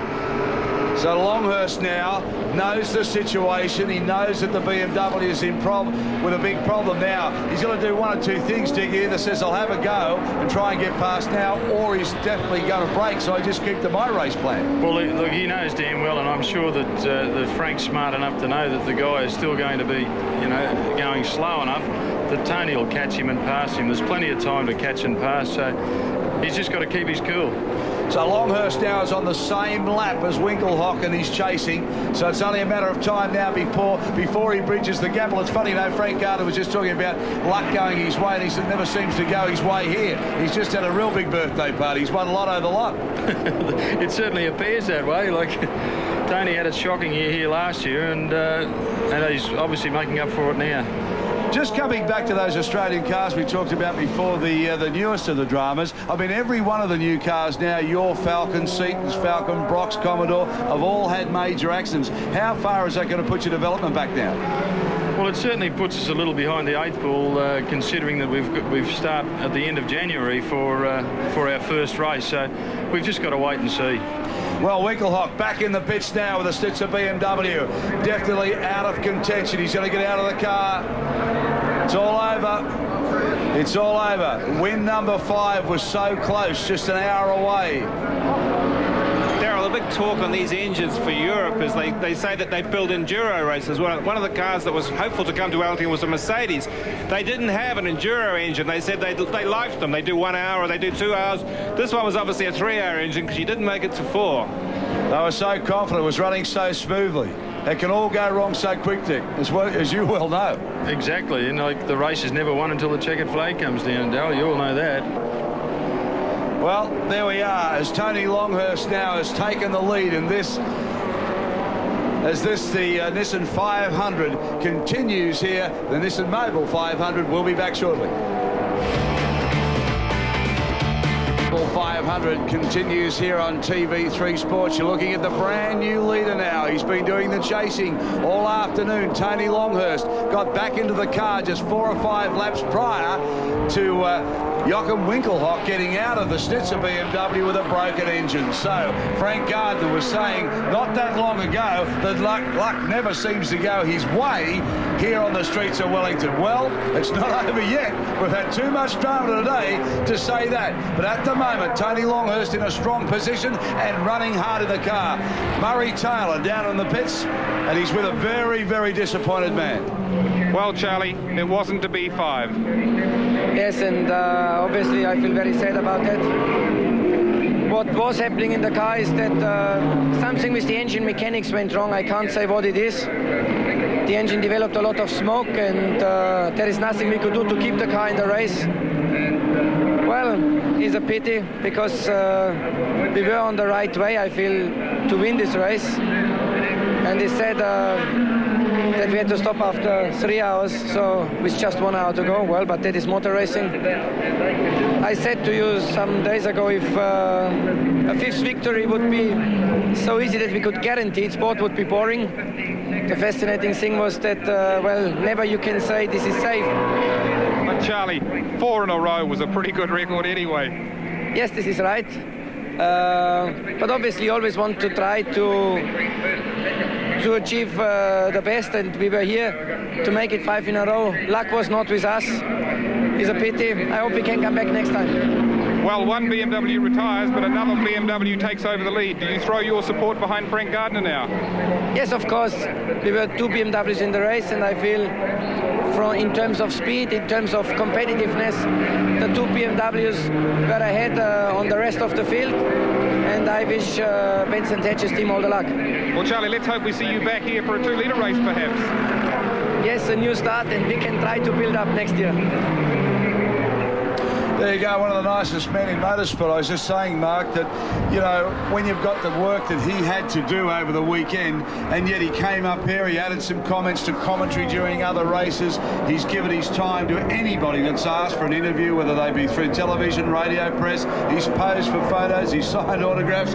You know, gee whiz, he really does spread his time around, doesn't he? He's a great guy. You know, obviously he runs the Schnitzer team for BMW all around the world, and you know, they run 3 cars sometimes in the German Championship round, so it definitely keeps him busy. He's a nice guy, very competitive, and you know, again, you know, bad luck to him for the effort for today. So there we go, Tony Longhurst now weaving his way through the traffic. The pressure's off him at the moment. I mean, the pressures, I guess, are always there, but at least now he knows he's in front. He has a fantastic buffer. So now he's just sitting there, working his way through the traffic. He doesn't want to get in anybody's way, and he wants to keep out of the way of all of the debris, all of the rubbish that's been spread around the track. A puncher, anything, is the last thing he needs now. Peter Brock back in the car again, taking over from Graham Crosby. Brocky starts to get the eyes to work. I think the race face is going to go back on with Brocky. He's going to wring its neck for a few laps, I think. Yeah, time's tumbling down. They're way back in 15th, about 29.5 minutes off the lead. No way in the world they can win anything. But Brock, well, he loves to run the car. He'll want to use it for development, for next weekend, for next year. So let's have a look at Peter Brock, because if he gets it going like he did in the last qualifying session here, just yesterday, it was just sensational pictures. He was getting up on 2 wheels. He was really hooking it around. And the face is starting to work. Mark's game, when you see the eyes narrow, you know he's put the boot in it. He gets those Brock eyes. We talk about it all the time. You should see him in qualifying at some places, you know, the Brock eyes. They go absolutely white, and the total concentration on the man's face. As I said earlier in the commentary, Darryl, he is driving as good now he has ever driven, and you know, at the moment he's just having a bit of a run with the vehicles where you know, that's a luck thing more than anything. He's driving fantastically. He has had a rotten year, hasn't he? No, I mean, so many things have gone wrong this year. That silly little half shaft at Bathurst, something that's never broken in one of his cars in 12 years of trying with him. And then, of course, he gets here and it all goes wrong. And that was really all in the hands of God and the weather. Yeah, oh, absolutely. Like Brock's doing 33s here now. The car's, you know, had an earlier problem, but he never ever goes easy. I don't think we've ever seen him go easy in a motor car review. Brocky gets hooks into it now. Watch the attitude of the car. Look at the wheels come off the deck. As Peter Perfect starts to get the race face to work. Listen to the engine of this thing work. Sounds unbelievable round here.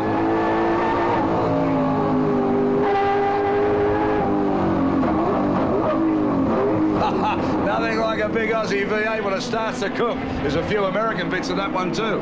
Yeah, there is actually. They're using the big Chev 5-litre engine in the cars now, and Brock was saying this morning to me that fuel economy-wise, they haven't quite got the mixture of the car right yet, and even if the car was competitive, they were not sure whether they're going to get through on 2 stops. The 308, the Holden engine, was about 4 laps better off for fuel economy at Bathurst.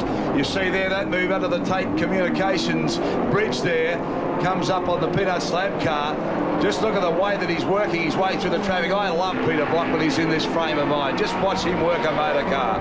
You'll see the wheels left. You'll see it dip and dive under brakes. He really knows how to balance the car. He uses every bit of the circuit now.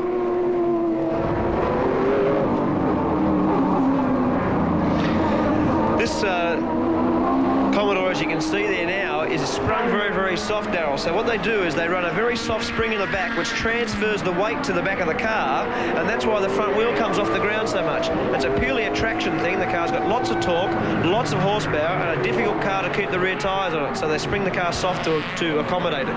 Well, you've stepped out of one of the most sophisticated, if not the most sophisticated touring car in the world, and this is what you'll be running next year.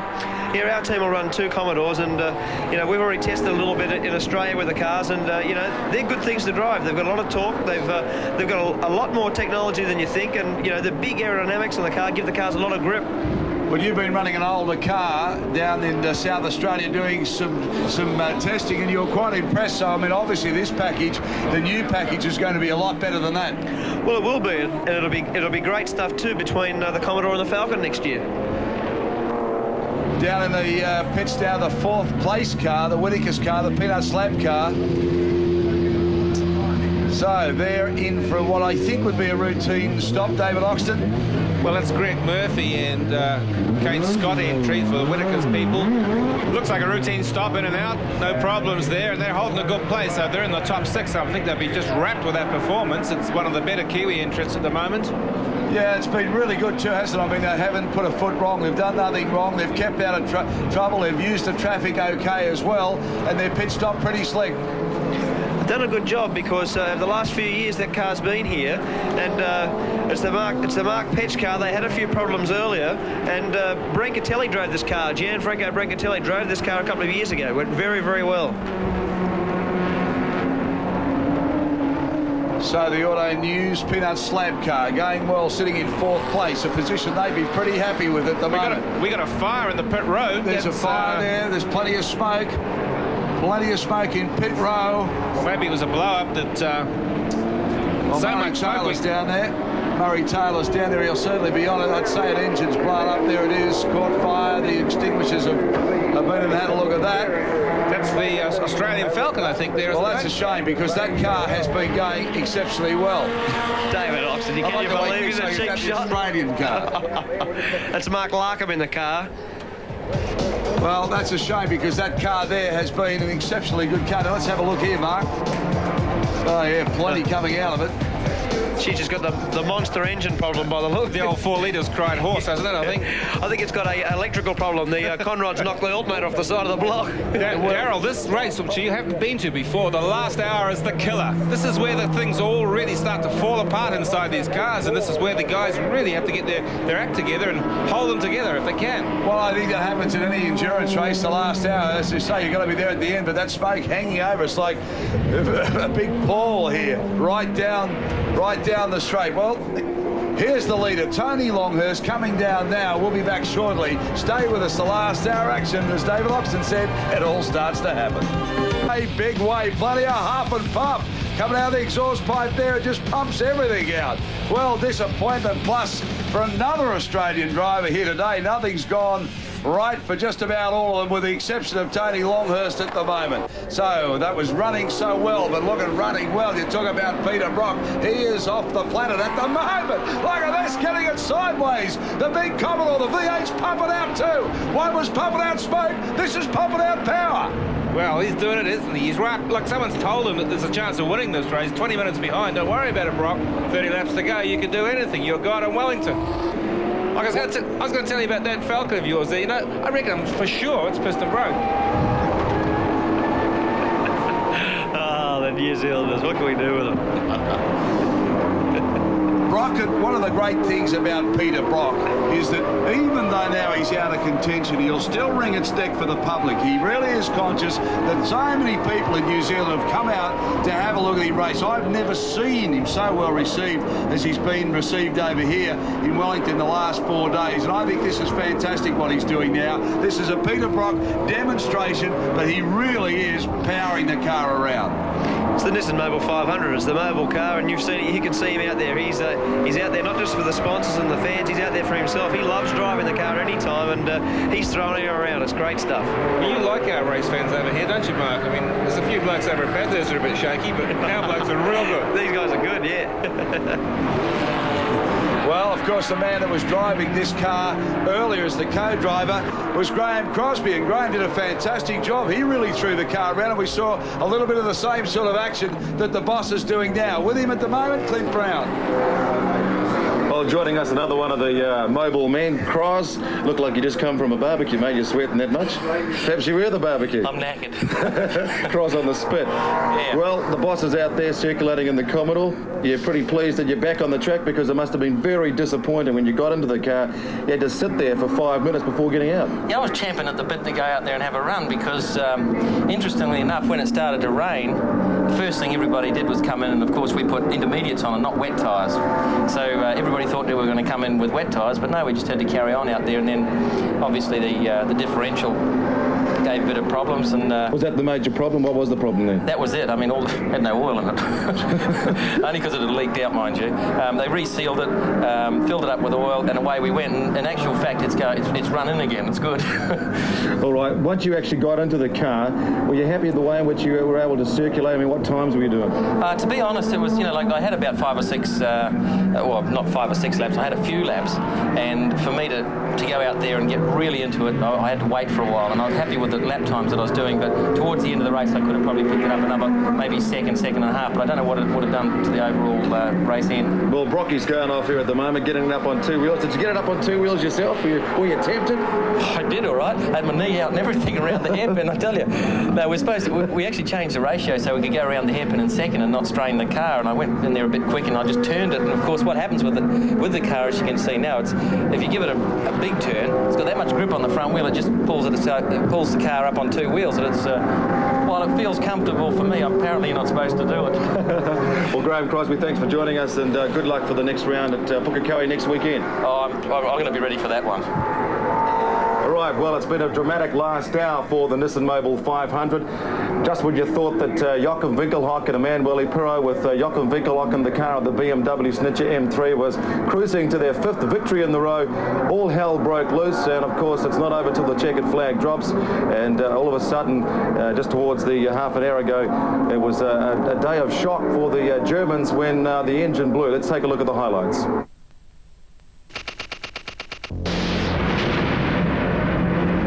Young Morris now brings the Longhurst car in. Now this will be interesting because Tony Longhurst will be on fresh rubber and he'll want to now chase the Pirro car. We'll see some action starting soon. Morris out of the car very quickly. Tony Longhurst gets in. You can see there's no problem with the size of either driver. They fit in quite easily. Bowl it on, new rubber going on, fuel top up. They'll do a good stop here. This is a very well drilled team. Tony Longhurst will certainly have a go. He'll now know the only way that he can pull this race out is to put everything down. The power's on, he's out of the pits. The chase will be on shortly. Once he builds up the speed and the new racing rubber, perhaps we'll see the chase of the Pirro car, because the only way he's going to beat him now is to make him break. Just a few moments ago, Tony Longhurst had a touch. Here it is, going to Coca-Cola. Bang, straight into there. Push that door in. We're just looking at the guard to make sure that the tyre's not rubbing there at all. There it is again. Bang, it was a pretty hefty little hit too. As Longhurst, that's the last thing he wants too. So the Australians here at the moment are having everything go against them. Now this definitely is going to bring life back into this race. Got 2 laps lead, of course, on the Longhurst car. Just watch Tony get the bit between his teeth now, I'll tell you. Well, as we've said, anything can happen in a motor race, and it's happened now. So the drama now really does continue. This race has been full of drama since the word go. We'll come back to the actions about the Australian cars, Dick, but I mean, who would pick that this was going to happen in this particular car? It's been running like clockwork. Well, Charlie, it wasn't to be 5. Yes, and obviously I feel very sad about that.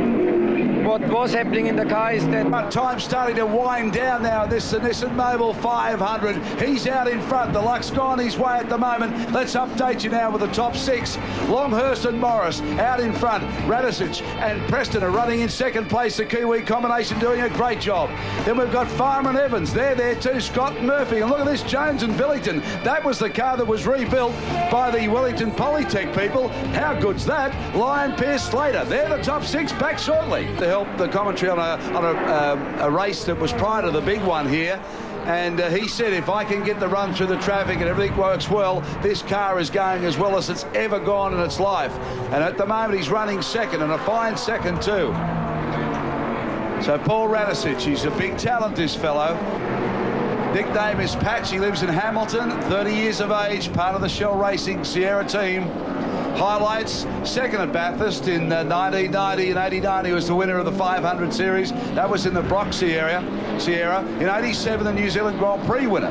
Champion driver from New Zealand, driven with Brock and Johnson, has a class win in the Fuji International. That was in a BMW M3 in the Japan Touring Car Championship. So he's well qualified, and at the moment using the traffic very well indeed. He won't want to take any risks though, David Oxton. Well, no, that's certainly still all the same risks that were there 3 hours ago. You've got traffic out there, slower cars, people doing their own race, but he's doing a neat job. Well, there's a few neat jobs out there, and the one that we've been watching, Mark, between us is the... Oh, big biffo, sorry, just to break in. But Brock's had a biff in the hole, and you can see the front of it. Oh, he's having a bit to say too, Peter Perfect. Back to the pits. Rocky's had a punch in the front. We talked about this traffic. Well, you really can't say much more about the Australian contingent here. They have been blown up, biff, thrown into walls. Everything's happened to this fellow. He lost the back of the car in the first few laps. Now he's lost the front in the last few. Well, we don't know whether that's self-inflicted or not, because, you know, well, obviously you hear it, but just the bumper, like it's the rear bumper's fallen off, the front one's obviously rubbing on the tyre. Yeah, the body panel just sitting on the tyre there. You'll see the smoke pouring out that. I think he'd bring it in. I don't think you'll want to stay out the road with that. And that's a shame, you know, because Mark Scapey really has been pushing this car very, very hard. He got himself back to 10th too, you know. He was in the top 10 when you consider how much time he lost. Let's have a look here. We may pick up the action. That's Brock coming down into the Coca-Cola turn. You can see the traffic closing in round him, taking the line. Oh, just sandwiched in. Brock goes in hard. Well, he's hit everything here today. He's really tried. He has done the right thing by the race organisers and the race fans, more importantly. What a shame. Wow. What can happen in one day? Well, you can't believe it. You know, he's had a pretty ordinary day, but he's coming into the pits now to have a quick look at it. I don't think there's a lot of damage, but, you know, the cars haven't got all this lock. The guy in front just didn't give him enough room. Well, traffic is always a problem on a street circuit like this in a race of this duration. And we mentioned before, David Oxton, about the concentration levels needed by the once-a-year or twice-a-year races. It's that old business, though. I said, Peter Brock Murray looked over. Did he see me? Did he miss me? Did he see me? Obviously, the guy missed him. He just turned on his normal line. Wasn't ready for Brocky to go through the inside. Yeah, well, there's the damage close up. They're just putting the gaffer tape on. The world's greatest product, let me tell you. Fixes anything. Yeah, there's plenty of tape around these race cars today because there's been a fair few hits like this. At the Coca-Cola hairpin, there's not a lot of room there. The cars are battling to get around there at the best of time, and Brock's going out now to rejoin. Now, Brocky's fired it up, and I'll tell you something, he won't back off. There is no way. Once he knows the car's okay, and all it was a body panel running, he'll get up and again. No doubt about that. He'll be absolutely furious. He's fought his way back into 10th position, Peter Brock. He was way back in 32nd spot. Now, sure, we've had some retirements, but he's put in a massive drive here today. He'll build up the race speed again, and he won't want to get anywhere near that traffic again. And I'll tell you what, they won't want him round them. No, exactly right. I was just trying to have a look and see whether Brock's hands are on the wheel straight, because a lot of times when you have a hit like that, you end up with the steering wheel off centre and the toe end affected on the car, the wheel alignment affected on the car. I don't think it has, and if it hasn't, if it's okay, he'll be back on with the job again. Well, there he is at work, Peter Brock. He looked at the vision going around this circuit. Look at the eyes. Watch the eyes light up.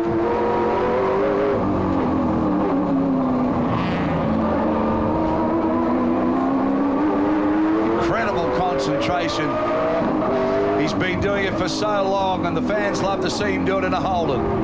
Had he stood with BMW, had he stood... Oh, look at this, through the traffic. Get out of the way, boy. Brock getting the V8 wound up and comes around. Plenty of drift and slide in the car. Geez, turned on a great demonstration. He's livened this race up just for the race fans. They've mobbed him since he got over here to New Zealand, and he's done everything he can to entertain them. Look at this, just throwing the big V8 around. Plenty of drift and sideways now. Brocky up into 10th place. He was 32nd at one stage in this race. Round Coca-Cola corner, really going up to the gearbox now.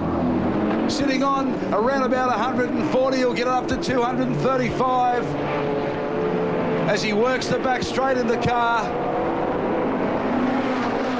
Just passing traffic like they're in reverse. Up he comes again, slower cars in front. This will get interesting now. Using all the road and then some. There's none better when he's like this.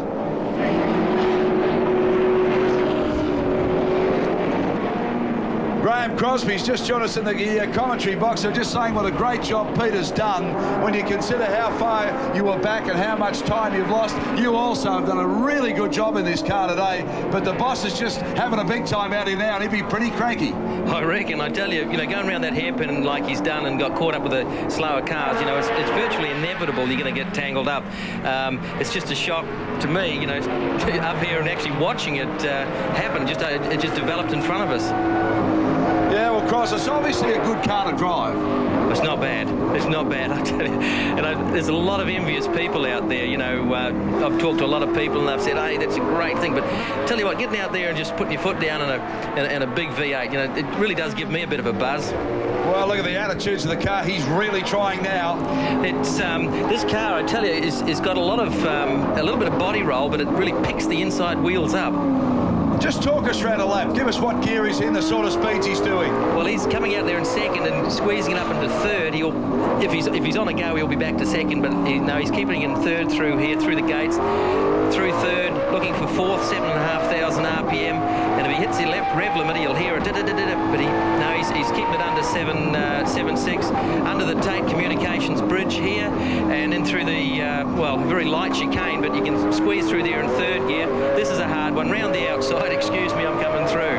Down Cable Street, it's really nice and smooth, very, very easy to drive. Looking for big black marks where that's the start of the braking area. Go back from fifth, third, back to second through here, throwing it left to right. The inside wheels pick up.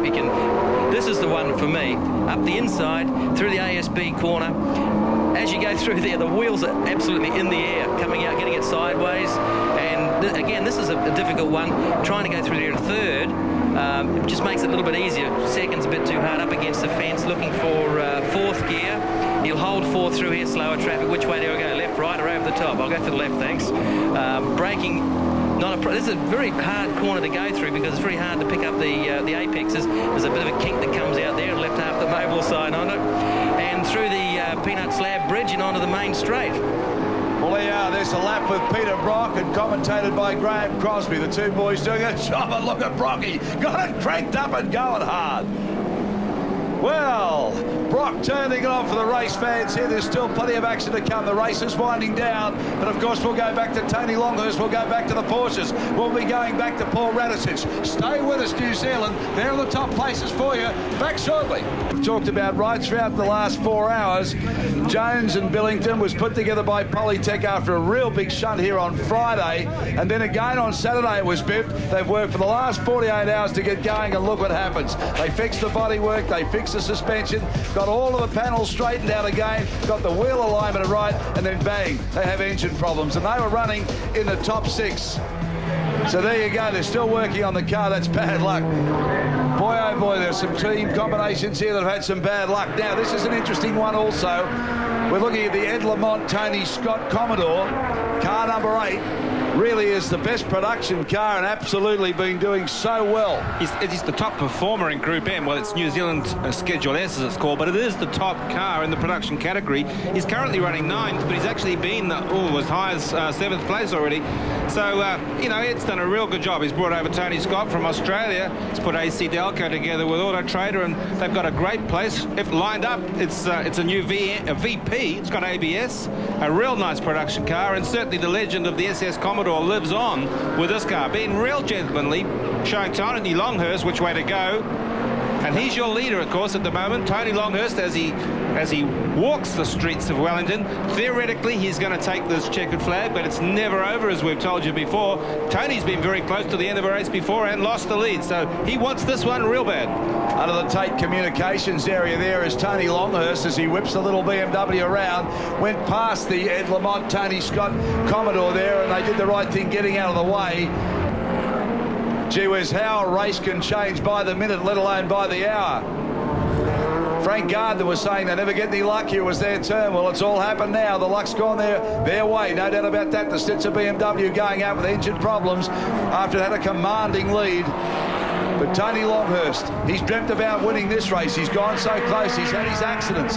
He's led it in a BMW, a bigger version of this motor car, and had the big accident here last year that we've seen so many times over the weekend. But at the moment, doing it all right. He's just got to stay out of trouble now. He's still pushing the car, though. Brock circulating behind him. He wouldn't want Brocky behind him right now. Not in Brocky's frame of mind. Absolutely. But you can see the guys that are organised, you can see Ed Lamont and Tony Scott in the traffic. They're good drivers. They're driving the Group N car very well. They've got no problem getting the faster cars, letting them go. And, they're the guys that you like to race against because they're out there having their own race and we don't have a problem with them. Brock closing right up on Longhurst BMWs to go to the Coca-Cola hairpin.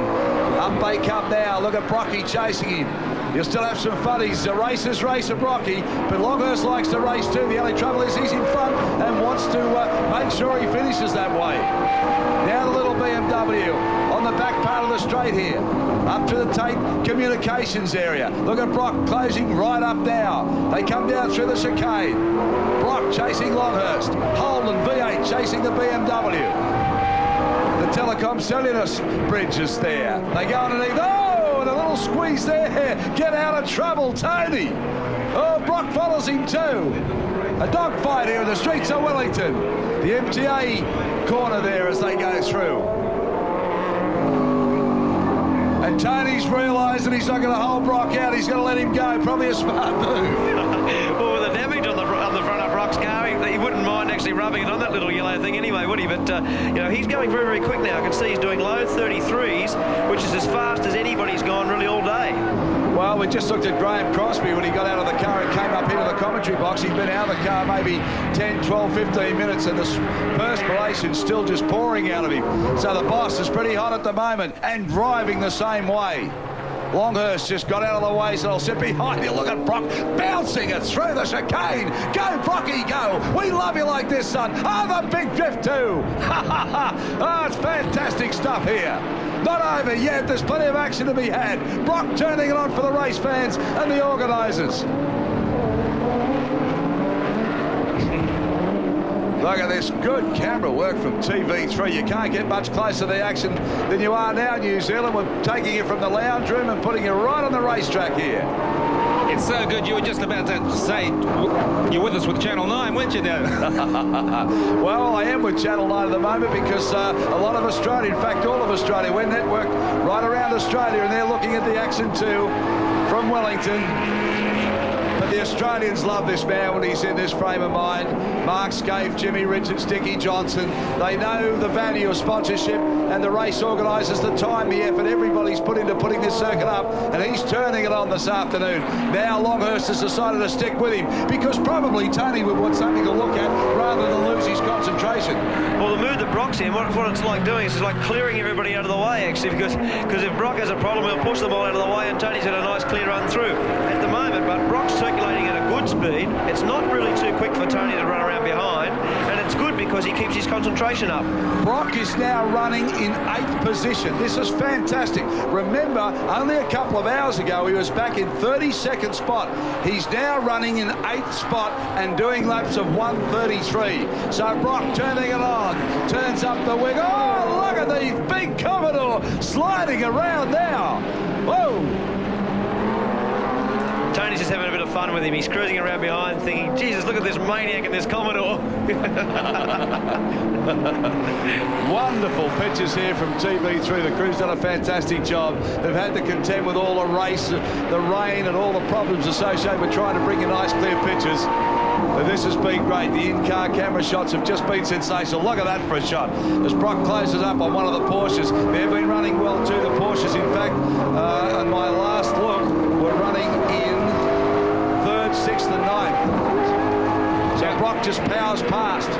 Even for Brocky, this is a bit of a hurdle, Daryl. He's 16 laps behind. I reckon he's probably never had quite a sort of a hurdle to conquer at this sort of time. Yeah, but you know, when you say he was 32nd 2 hours ago, now he's up running at 8th. I know a lot of cars have crashed. I know a lot of cars have broken down. But, you know, the one thing I love about this fellow, that he is a racer. He's a racer's racer. He's not there just to put in an appearance.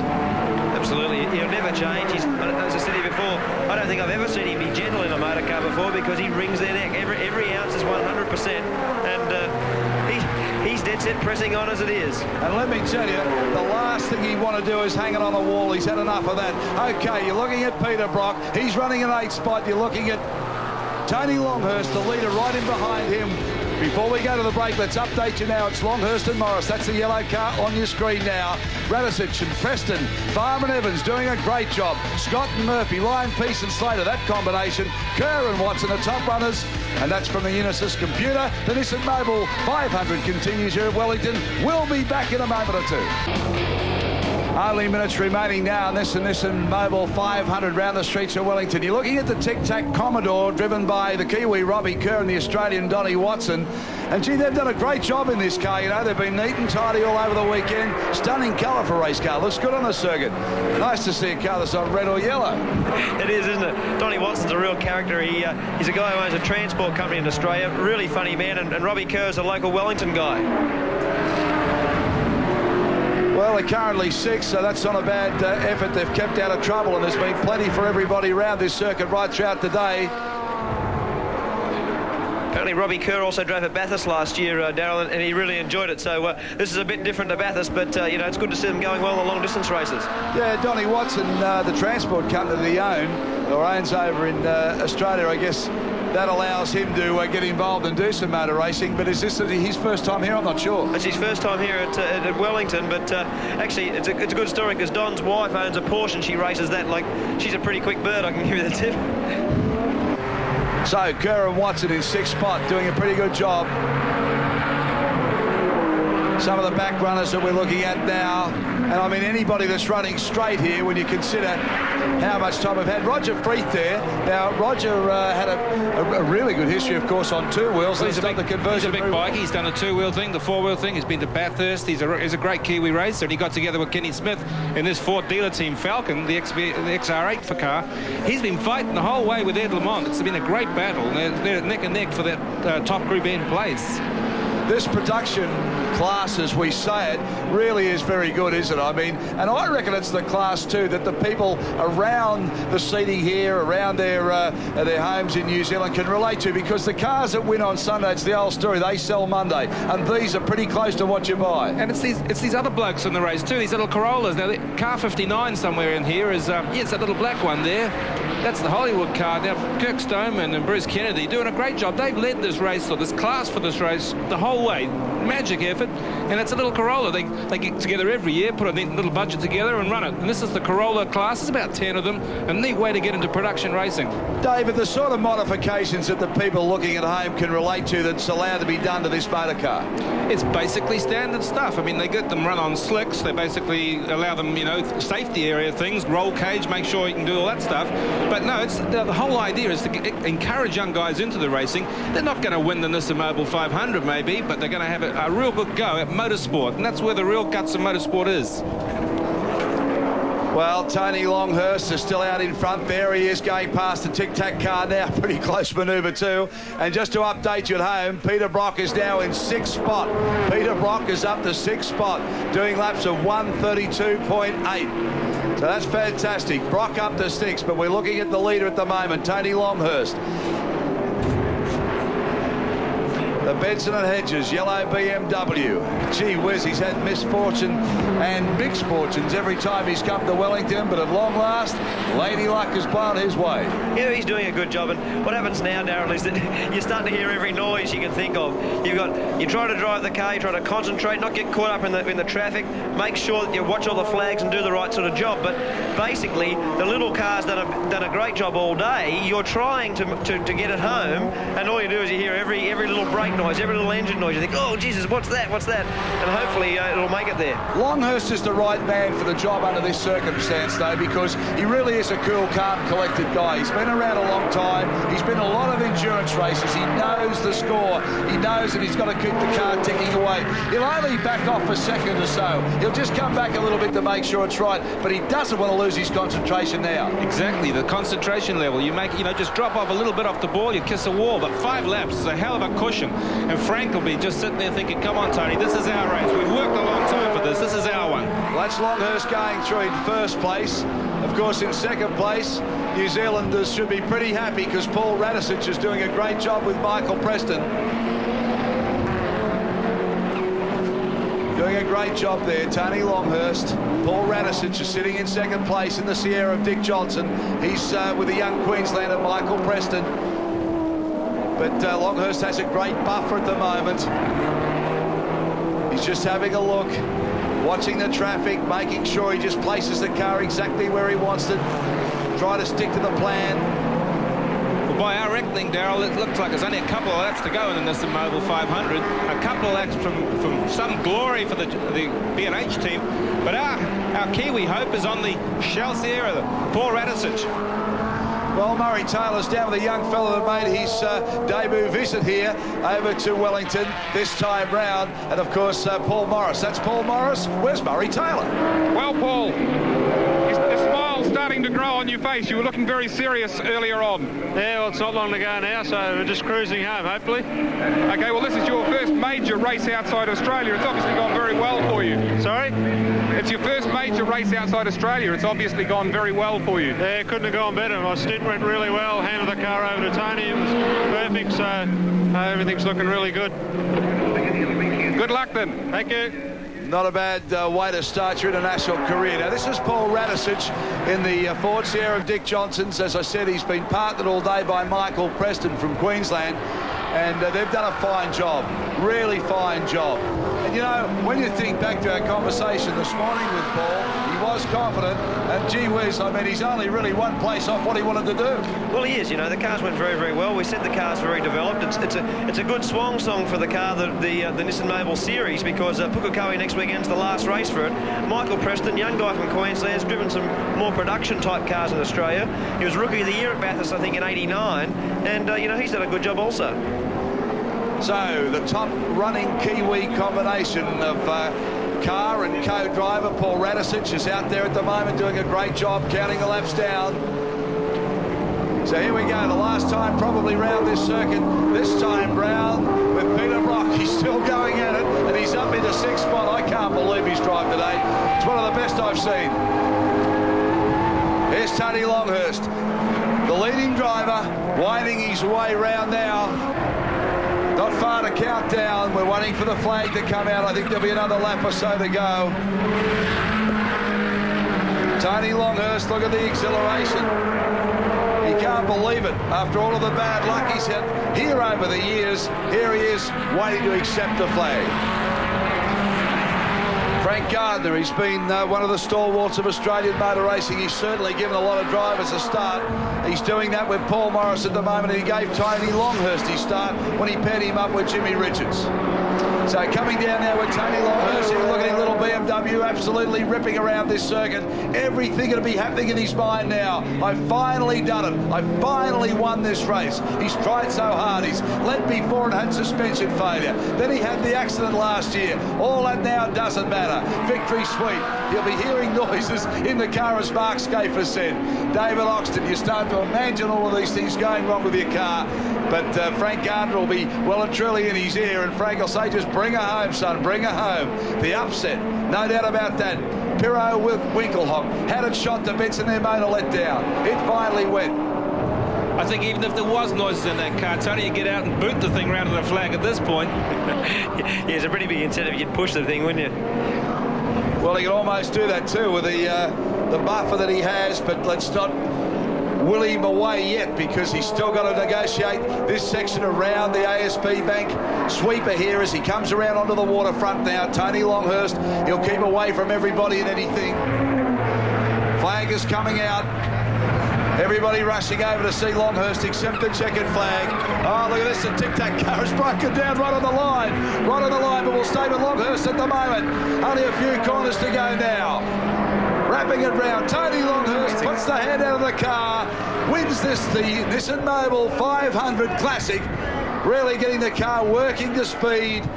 He would be the happiest chappie you've met in a long, long time. He's waited so long to win this race. There's the tic-tac car, he takes the checkered flag. Tony Longhurst takes out the win. Paul Morris, his co-driver, they did everything right today. Had their bad luck earlier, had their bad luck through practice, but they've won it. There's Morris. Frank Gardner will be absolutely delighted with that. He said he wanted some luck this time round, and they've got it. Waiting now for Paul Radicic. Partnered by Michael Preston to come round for second place. A great finish for the Kiwi. He's earned the right to be second today. Only one place off the top finish. There he is, Paul Radicic, in second place today in the Dick Johnson Ford Sierra. Fantastic performance from him. Well done. So, Tony Longhurst showing some of the emotion that comes out the car. Look at this, he's got the head bumping. He's bumping the steering wheel. He's hitting everything. Could be a big nut on the town tonight, but Tony Longhurst cuts loose. Look at this, the emotion he's showing to the flag marshals, thanking them for their help. Well, you've been there, Scaife. You know the feeling of this, David. You've been there too. You can't beat the feeling when you've won.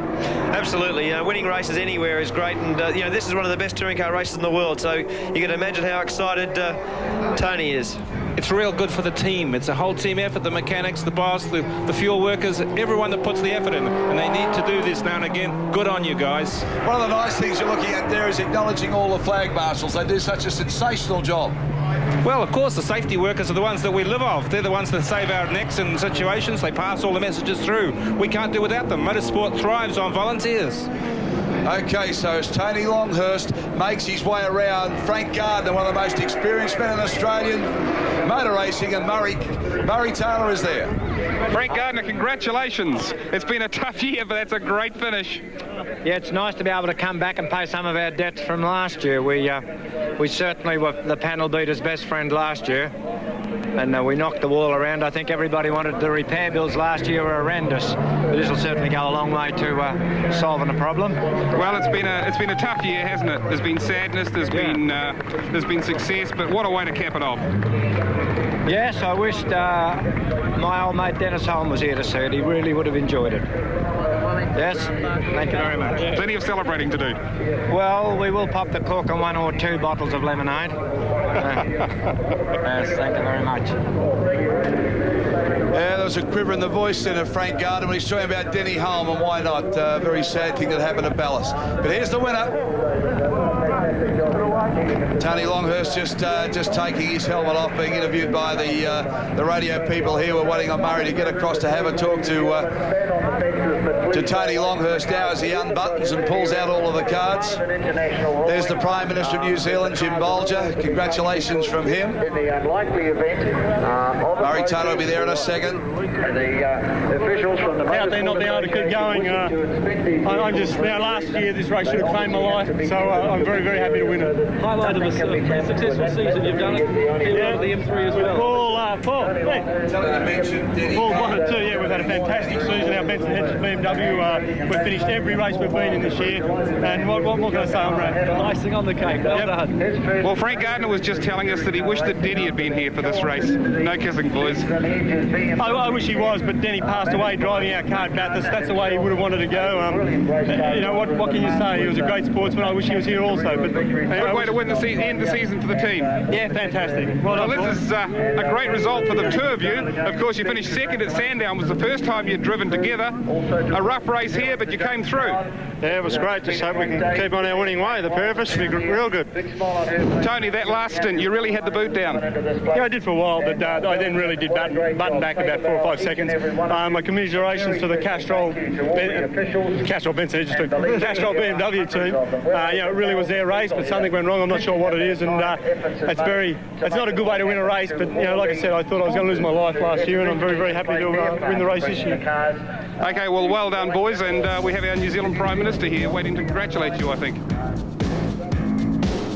Well, there we are. That's how Tony Longhurst finished the race, accepting the checkered flag. The arm comes out of the window, very excited, and it was great to see that they remembered the great late Denny Holm, because very sadly missed in Australia and New Zealand. Frank Gardner there, well, doesn't show too much emotion at the best of times. Frank, he's been around for a long time, seen it all happen. Look at the emotion coming out of the little bimmer, though.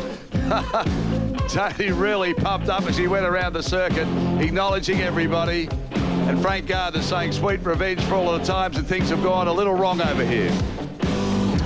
So there we go. Let's update you now how they finished the top 12. Car 25, Longhurst and Morris. Radisich and Preston, they were second. Fine from them. Farmer and Evans, a great position there in the 9-11. And they did a great job to fill third place. Scott and Murphy, they were fourth. Lyon, Pearce and Slater, they came up in fifth. Brock and Crosby in sixth. That was just a fantastic drive from Brock. Fulford and Liston, they were in seventh place in car 14. Kerr and Watson in there, Holden, Commodore, which stopped right on the line. You saw that. And then Lamont and Scott, a really good drive for them, no doubt about that. Freeth and Smith, they've done well. Anderson and Bolt, Vandermeer, Van Brugel, all of those drivers have done so well. That's the top 12 of they finished here. So Wellington now, a little quieter as the engines have quietened down a little bit now, but there's lots of celebrations that'll be happening here. That's the scene right around the pits. There's the winning combination with the Prime Minister, of course. We'll be back with a presentation, so stay with us right around New Zealand. Perfect, and the people here, it's been a fantastic experience. My first time here for this great race, and it really is one of the great racetracks.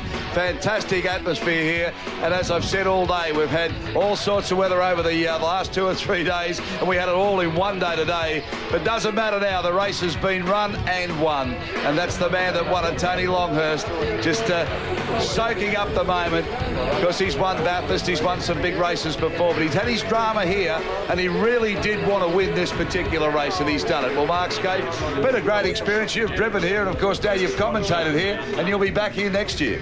Yeah, I hope to come back. I think that this event's one of the world's best street races. We've said it all day, and Wellington's a great place to come and race at, let alone the character of the race, and the circuit is fantastic. Around the waterfront. No doubt about that. All sorts of row services, David Oxton, and David just slipped away for a moment over into the presentation area. But we're looking at Tony now, the emotion coming out there, and you can see the marshals all waving, and, you can't help but feel very happy for this fellow because he's put so much effort into this race over the years. I know all the teams do, but, geez, had some bad luck. Oh, they have had some bad luck, but, how good's this little BMW around here? It's a pretty good toy, isn't it? And we've all had a go at beating it, and it keeps on nailing us, doesn't it? It just keeps on coming back. Well, we've talked about race drivers' eyes all day. We've seen the disappointment. You're seeing a fair bit of happy eyes here at the moment. They're all pretty happy at the moment. The big smile on Longhurst's face, and the presentation area is being put together at the moment, so we won't be far away from there for you. You'll see the final presentation here off the trophies. Longhurst just standing there waiting. He'd be reflecting about probably the first hour. He thought the race had been gone, but now it's all back in his lap. Okay, so we're ready to go to the presentation area. Okay, so let's go over now for the major presentations, and your host is Wayne Munro. Bring them on up, the boys who did the job, Kirk Stoneman and Bruce Kennedy. Nice job. The guys are actually running an engine that was loaned to them for the race by one Bob Holden, one of their rivals in the class, and Bob a bit further down the track, but Bruce and Kirk, very, very good job. The 0 to 1600cc winners. Okay. The presentation's there from Adele. We'll pass on the trophies to them.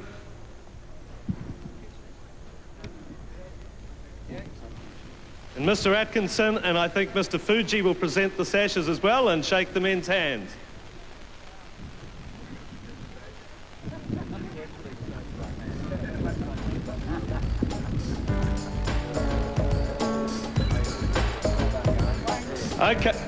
Okay, now what we need up next are the winners of the Group N class today.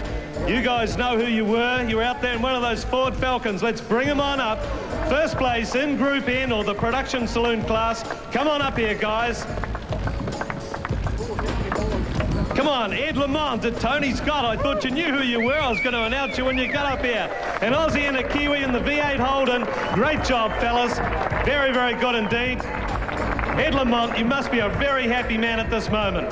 Indeed we are. We run a very hard race. The car got up to 5th place during the day. Tremendous effort from our team. Our particular thanks to AC Delco, Shot Over Jet, and many of the other people that have helped us to keep the V8 Commodore show on the road for the last 15 months. Thank you. Great stuff, guys. Big hand for these two. One Aussie, one Kiwi. Turn around there and join. Move down the stage because we're going to call up into third place Bill Farmer and Owen Evans in the Porsche. Fantastic job. 9th here last year after a very eventful race. Now we're up here, guys. Third place. Amazing stuff. Very, very well done. Just step over there towards Mr. Atkinson and Mr. Fuji. Big congratulations here for these two guys. Okay, and we're going to call up straight away, even as these guys receive their trophies. Seeing as the race has been running late today, we need to push it along. Paul Radisich and Mike Preston. Another Trans-Tasman get-together and some compensation for the Shell Racing team's unhappy day here with their lead V8 Falcon. Paul and Mike Preston, very, very good to have you up here, guys. Thank you, Wayne. It was talking to Michael at the start of it, so we sort of went over the plans, and also Ross Stoner said, well, the best that we could possibly do is third, and it's a great bonus to pick up second. I'd like to thank Shell as a major sponsor, Pit Stop Mufflers for this weekend, and also Ross Stone and Dick Johnson Racing. Thanks very much. What about a big hand for these guys? Michael Preston and Paul Radisich. Just move along there towards the sponsors, guys. We're going to make some more room up on the stage here. It's getting real crowded. But of course, there's room for just two more people, and they know who they are. What a fantastic comeback from last year. Tony Longhurst and Paul Morris. Fantastic stuff, guys. The Benson and Hedges race team. Tony, we saw you take both hands off the wheel as you went across the line. What a fantastic feeling after coming to Wellington so many times. Yeah, I think this is my 6th or 7th time. After that incident last year, I watched a video and the place should have taken my life, actually. And I just must thank our team, Benson Hedges, Castrol, Yokohama Tyres, the mechanics, Ron Meach and Frank Gardner. You know, it's been a long time coming, but I'm very, very pleased. Sure, Paul. And Paul, what a fantastic debut on the streets of Wellington. Yeah, I had a ball. Just like to thank all the crowd for coming out and the boys and the team. Really enjoyed it. Thanks a lot. Well, there we are, the winners for you, acknowledging all of the cheers. I'd like to say my congratulations to Mark Skate. Fantastic job. You've really been worked pretty hard since you got over here. I hope next year you're back in a car and, well, you're one of the best drivers in the world now, and hopefully one day we might even see you in a Formula One. Thanks, Des. I think it's a lot easier out in the circuit than it is up here, mate. I'd like to very quickly thank TV3, a very professional coverage of sport over here in New Zealand. They're great. TV Sports, and to all the people in New Zealand have said hello to me over the last 2 days. Thank you very much. Clint Brown is in our main commentary position. And Clint, I'll throw it over to you, Clint, and just thanks everybody for having me over here, and I certainly hope I can come back one day. Thanks very much, Daryl. Of course, that's the major feature of the 1992 Nissan Mobil 500. It's that classic combination of Australians and New Zealand's racing together. A fantastic performance today. Owen Evans and Bob Farmer coming home third in the Porsche. Paul Radisich, the first Kiwi home, second overall, but it's Tony Longhurst, the rocket man of 1992. He was sixth in 1990, third in 89, the big DNF last year, and now he's done a fairy tale victory, a smash and grab raid on the 1992 Nissan Mobil 500, the big smash last year, and of course he's come back to grab victory this year. A champagne Sunday, a magnificent performance for Tony Longhurst and Paul Morris and the Benson and Hedges BMW team. On behalf of everyone, our thanks for joining us today on 3 Sport. We look forward to your company as the Nissan Mobil 500 series now heads towards Pukekohe. But we go out with magnificent scenes of celebration for a champion today, Tony Longhurst. Good afternoon.